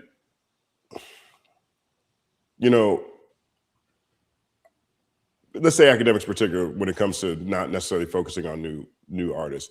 I'm not sure what he's doing or what he's not doing. I just know that the landscape in general isn't very new artist focused, or not focused. It's not very new artist friendly from a media standpoint. Most of the blogs don't even publish to the blogs anymore, so they're just digital sites. And most of the stuff they publish is going straight to socials, right? And so that's where the new artist stuff is living, because YouTube, a lot of places, YouTube particularly, that's the main one. YouTube penalizes you for using other people's content, and so you're looking at a space where the more people are getting into video, it's more difficult to stand out. It's more difficult to get monetized. And people, I don't know if I don't know if the average consumer appreciates how difficult it is to make a video. Like, just the supply chain of making a video. There's a lot more that goes into it than just like a blog post or something like that. Yeah. And so I think that, there's people who are going to continue covering new artists. And there's people who maybe cover them less. I think the trick is probably figuring out how to cover new artists in a certain way.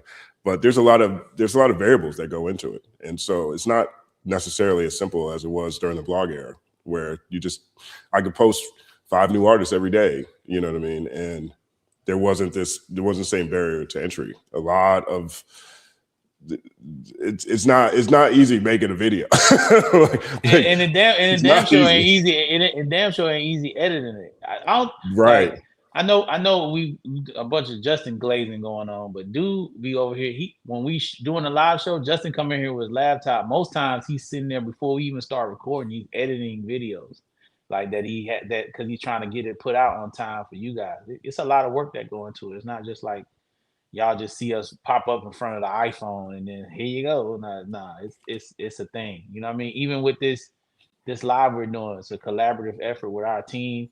You know what I'm saying? Shout out to everybody that's involved, specifically in this case, Aaron. And then, with the filming, it's hard work for us to shoot on Monday, drop at 7 a.m. on Tuesday. People are staying up all night. Even when we weren't doing that, people are staying up all night to get this content out. So it's not just like what you guys think. Maybe you think it's just like people are just throwing this up. And I'm sure everybody has a team. You know what I mean? It's not they're not doing that on their own. So salute to all the teams across the blogosphere, the vlogosphere, and salute to you all for rocking with us. You know what I mean? Word up. Here's another one from K-Way. Says, Stat, what was the stupidest purchase you made with your first big rap check? Spinning rims, 104XL, tall tees, Jesus piece. What was it? Nah, I think the dumbest thing that I did was I set my people up to fail. I should have instead of giving people large amounts of money, I should have set people up with salaries and spread it out. That's the dumbest thing. You get money and you just want to give people like large chunks. But the thing what I learned about money is a lot of us don't really we're not taught the fiscal responsibility of how to handle money. Like you give somebody, let's say I give you $100,000. Okay, cool. But Uncle Sam's like, okay, Stat, you got paid this. Who'd you give that $100,000 to? Oh, I gave it to such and such. That person's not thinking they got to pay taxes on that money. You know what I'm saying? So you give them that money, and then they spend the whole 100. Then their taxes are fucked up, and then you set them on a road to not be successful. So I think if anything, I would have been more fiscally responsible for the people that I distributed the funds to throughout my life. I would have been better off doing that. That's great advice. That's definitely great advice. K-Way says, double X feels dirty. I had to take a shower after scrolling down my timeline one time. It's like laying in your bed with outside clothes on. It's the truth. And I like the way he called it outside clothes on. When I was a kid and I came inside from outside, my mom would say, "Ooh, you smell like outside. Go take a bath." Yes, that's outside is a scent. That's and it's not one you want inside. That's exactly what it's like. And here's the last one we have.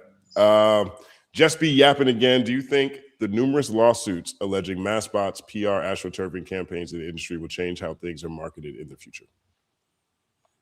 I have a theory that I believe that the way we're consuming music will change all the way around. So I think the atmosphere on how it's marketed will be forced to change because a lot of questions are coming up when people like we posed the question. I don't know if we were just the first to do it, but I've seen it a lot. Okay, so Kanye sold out SoFi with 140,000 people willing to pay $300 something a ticket and buy merch, but then he only sold 152 or 200,000.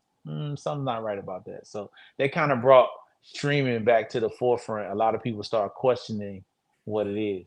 Now, if you start breaking down the dollars and cents of it, how much people pay for a subscription and the way they do it, yes. But technically, fans don't look at the dollars and cents of things. They're just like, wait a minute, I got to listen to this how many times before this guy gets to sell? That's not right. So I think definitely another medium is coming, and I think it's going to lean towards more physical when it comes to interacting with this music. It's going to cost us more money, but I definitely think it'll be better for the artists. I can see that happening for sure. Yeah, and we're definitely in a direct-to-consumer super fan environment. I'm launching my website next week, and Third Verse will be launched right after that, and that is solely because I understand that I need to have direct contact with all of you guys who've been rocking with me and supporting me, and not through YouTube or Instagram or these other people's platforms. And that's going to have a significant shift in terms of bot campaigns and et cetera, because I don't see the value of botting your own stuff the same way as I see botting it on someone else's platform.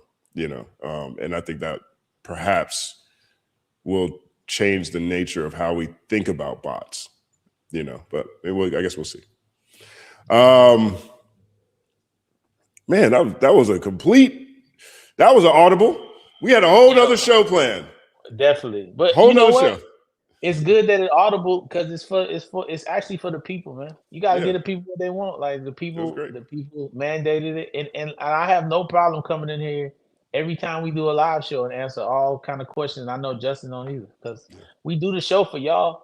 Like seriously, like we do it for the people. We want more people to listen to what we have to say. And we come up with topics that we think that you guys will want to hear. So that's why we do it, period. Big thank you to everybody who's rocking with us. Thank you for all the super chats. Thank you to our newest members. Yes. You know what I mean? I feel like Tuesday at 7. Tuesday at 7 a.m. Thursday at 7 a.m. Yeah, Tuesday's the in-studio show. Thursday's the live show. The morning show. You know what I mean? The live morning show. Please like, add, subscribe. I ain't mean to cut you off, Justin. Continue. I'm going to shut up. We got one more. It says this is from Teresa T-Sack. Love the show. Can't chat because it's lifting day at the gym, but my name is Teresa, like mother. Keep up the good work, fellas. We got you, Teresa. We'll never make that mistake again. We'll never make that mistake again, Teresa. That's what's up. Shout out to Teresa. But big thank you to everyone again. Catch us on Tuesday. You can also catch segments on the channel this weekend. So there'll be segments from the main show. Maybe there's a particular part of the show that you like the most. You can go check those out on the channel this weekend. Also, every Sunday, we drop an exclusive video that answers questions that people leave in the comments sections, comments, statements, questions that you guys have. We have a video dedicated to that goes up every Sunday. And so you can check that out as well. And then on Mondays, we're switching up the schedule a little bit. So Mondays, we'll be posting our From the Vault segment. And so if you're not familiar with From the Vault segment are segments from conversations that we've had that you guys just haven't seen. One thing most people don't realize about this podcast, and I think is a great thing that we did this, is that we've been developing this podcast since last June, right? So from June to January was basically all development.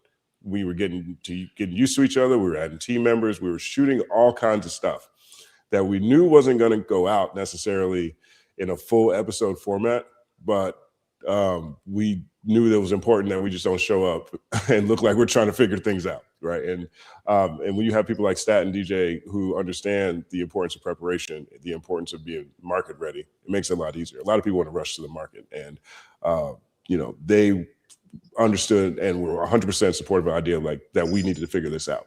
And so through that process, there is a bunch of stuff that you'll never see. We'll never publish some of this stuff ever, but there's a lot of great cancelable material. A lot of stuff. It's hard drives are burned, but completely burned hard drives will never see it. But there's also a lot of jewels, a lot of really great stuff. And so we drop those things in our From the Vault segment, and that is on Monday as well. Hopefully this is the lay of the land for a little while here at the third verse. Also want to just tell you guys thank you again too for people who are bearing with us right now. We are going through some production shifts, and so I see your comments talking about the audio in the past 2 videos, and so that is something we're actively working on. I look at that as a pain of progress because we've updated in terms of our the team itself that's working on it. But now we're dropping on Tuesdays instead of Thursdays and added an additional morning show. So there are going to be a couple of things that are, pains of progress again. So thank you guys for bearing with us through all of this. But y'all the illest, man. Really appreciate all the third Versicans out there. Shout out to the third Versicans. And we'll be back Tuesday. We'll talk about the Dre and the Iceman leaks. We'll get that off. But we had to do it like this today. And me and Justin, these are our teeth. We don't have real teeth. Yeah, these are my real teeth. Those are Justin's teeth. Like I know people like these are mine. I was born with these. I did get Invisalign, but these are mine. I brushed them. I use baking soda. Somebody said I had fake teeth. So I don't have fake teeth. Those are Justin's teeth. The third verse.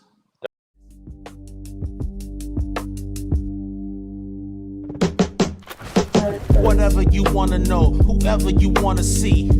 The place you all need to be. Third person. The place you can't leave. The seed that plants seeds. The place you allowed to talk free. Whatever you wanna know, whoever you wanna see. The place you all need to be. Third person. The place you can't leave. The seed that plants seeds. The place you allowed to talk free.